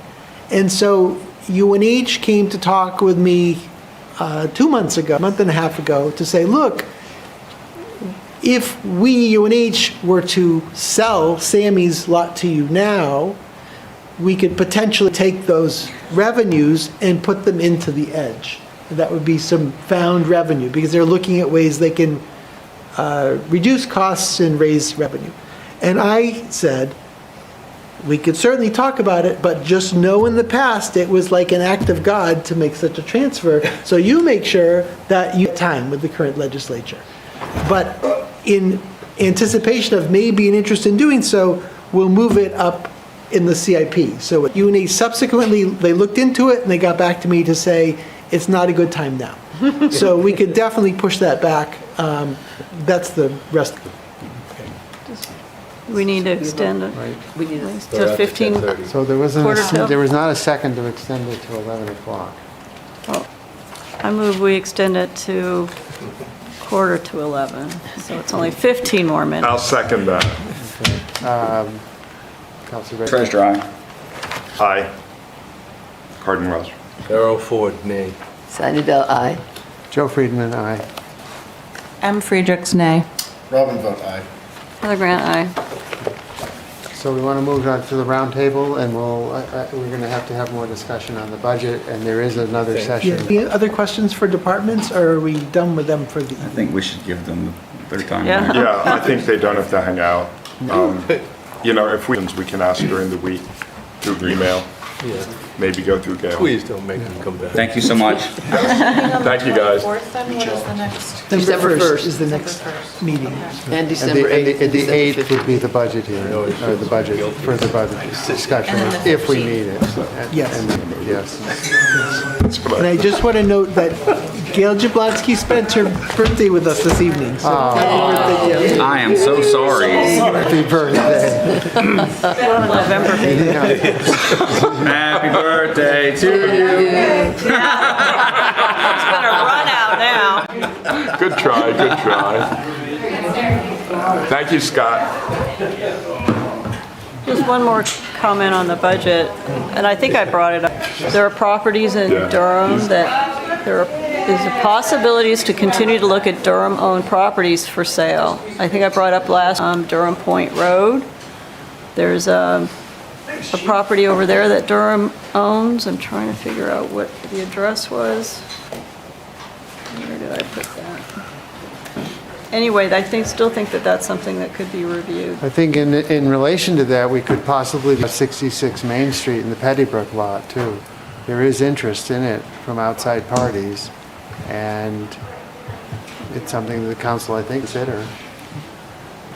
And I know there's been conversation about Wagon Hill as well as a revenue generator, which is controversial. Well, Wayne's gone, we're going to sell Wagon Hill. But we could have a license to operate a money-making thing up there. Just sell the houses. I would like to discuss Wagon Hill operating as Churchill Rink does and saying there's a manager there and it operates as a separate fund and it needs to be self-sustaining. And I think that, I mean, I don't know that this budget discussion have that, but I think that that would be a really good conversation to have, perhaps as a future agenda item. Well, if we could justify some properties that the town itself has some control over as opposed to the outside world hoping they come here, then perhaps properties could generate revenue enough to satisfy a 28, 29 increase. And I'm not saying it's Wagon Hill, but it could be 66 Main Street. I mean, I'm not saying sell Wagon Hill, but making it a separate entity, the way that Churchill Rink is run, it dance forever. Enterprise. Well, we don't want to, the demands on staff time, and we don't want to open it up to that kind of use. A separate entity like Churchill Rink, it has a management structure, it's self-sustaining, and people will figure out what revenue works to do it and what doesn't. Itself. I'm saying the entire property. All of Wagon Hill, it's a managed thing, it includes dog leash hours and all of it, and it's... Yeah, I don't think that's ever going to happen. Councilor Register. I would respectfully request to go first for roundtable. Go for it. Cool. So, AgCom, most recent meeting was canceled to November. The next meeting is 8 December in the police station. School board had a finance meeting last November 12th. Their next meeting is 19 November at Morse Recital Hall. I would like to request that we forward Dr. Goose's recommendation to the planner for review of New Market, New Hampshire zoning ordinance, section 32, tax 234, accessory dwelling units, and have him investigate a possible variance process for residents that may require extended absences. I think that is something that there is appetite for, and though I heard the answer was it's not going to happen, I'm hoping we can get more fidelity to that no. I have another fairly large comment. Over the last several months, we've had several public hearings, and in each of those public hearings, we've had folks that violated the constraints of violated whether the topic or the time between public hearing and public comment. And though they are very minor infractions, I am concerned if we continue to allow folks to speak past their time or to address topics that are not appropriate at the time, we invite more violations, we invite more criticism, and we also run the risk of escalating conflicts on potentially passionate topics. And I think it is important that we as a board enforce and consistency, regardless of our perspective or any perspectives on the topic. I think that's just good business. Finally, we have Thanksgiving commented to the state that this is, I'm taking a trip to Ukraine. I got the opportunity to help run convoys for a couple of weeks. And so I will hopefully still have access to Zoom, but I will not physically be here for the next two town council meetings. So if I'm harder to get a hold of, thank you. Make sure you contact DCAT now so that you get Zoom approval. That's what I'm hoping to hopefully imply with that comment. Yeah. I just, as a takeoff on the public comments, during one of the hearings dealing with height, this issue happened. Sometimes things come up and they're unusual and we're not expecting them, where people were ceding their 5 minutes to somebody else. And that did not work well. I would recommend we not allow that anymore, because we lost track of who was doing what, and really it should be 5 minutes a person. Also, if there's 20 people here, I mean, one guy can talk for like 2 hours or something. So. Well, and then somebody claims they weren't the one that gave them the 5 minutes, even though you knew perfectly well they had given them the 5 minutes, and people fib. Sounds to say they could have 5 minutes and then you give them 30 seconds latitude or something like that. I think I just gave him 5 minutes, but Okay, because, so maybe at less than 30 seconds, we could tell them because literally 30 Bill Hall would seconds. say to me, "You mean I have to stop right Yeah. now?" And I would say, Yes. Yeah. And he'd call me some name and Yeah, we'd move on. Yeah. Snarl. But maybe at like 4:30, we could say you got 30 seconds, and if we hold them to it, good. Okay. Uh, Did Wanna- I have who's any, next? We got 5 minutes, roundtable, guys. Input? Okay, Roundtable Land Stewardship Subcommittee, we talked a lot about Japanese knotweed, and people came in, a lot of people from Cove Road, and we had we had scientists there to talk about it. There's no good answer, is my version of it. You have to spray the stuff. It's going to bother people that it's being sprayed. It takes a lot of rains, and in fact, if you look at the map as to where we spray, it's like a good portion of the town and the downtown and everything else. And you probably can't put up signs in areas and not in the downtown. People don't really fully buy the science, probably because of, where science sometimes says something works and it doesn't. So there was no final resolution on the Japanese knotweed.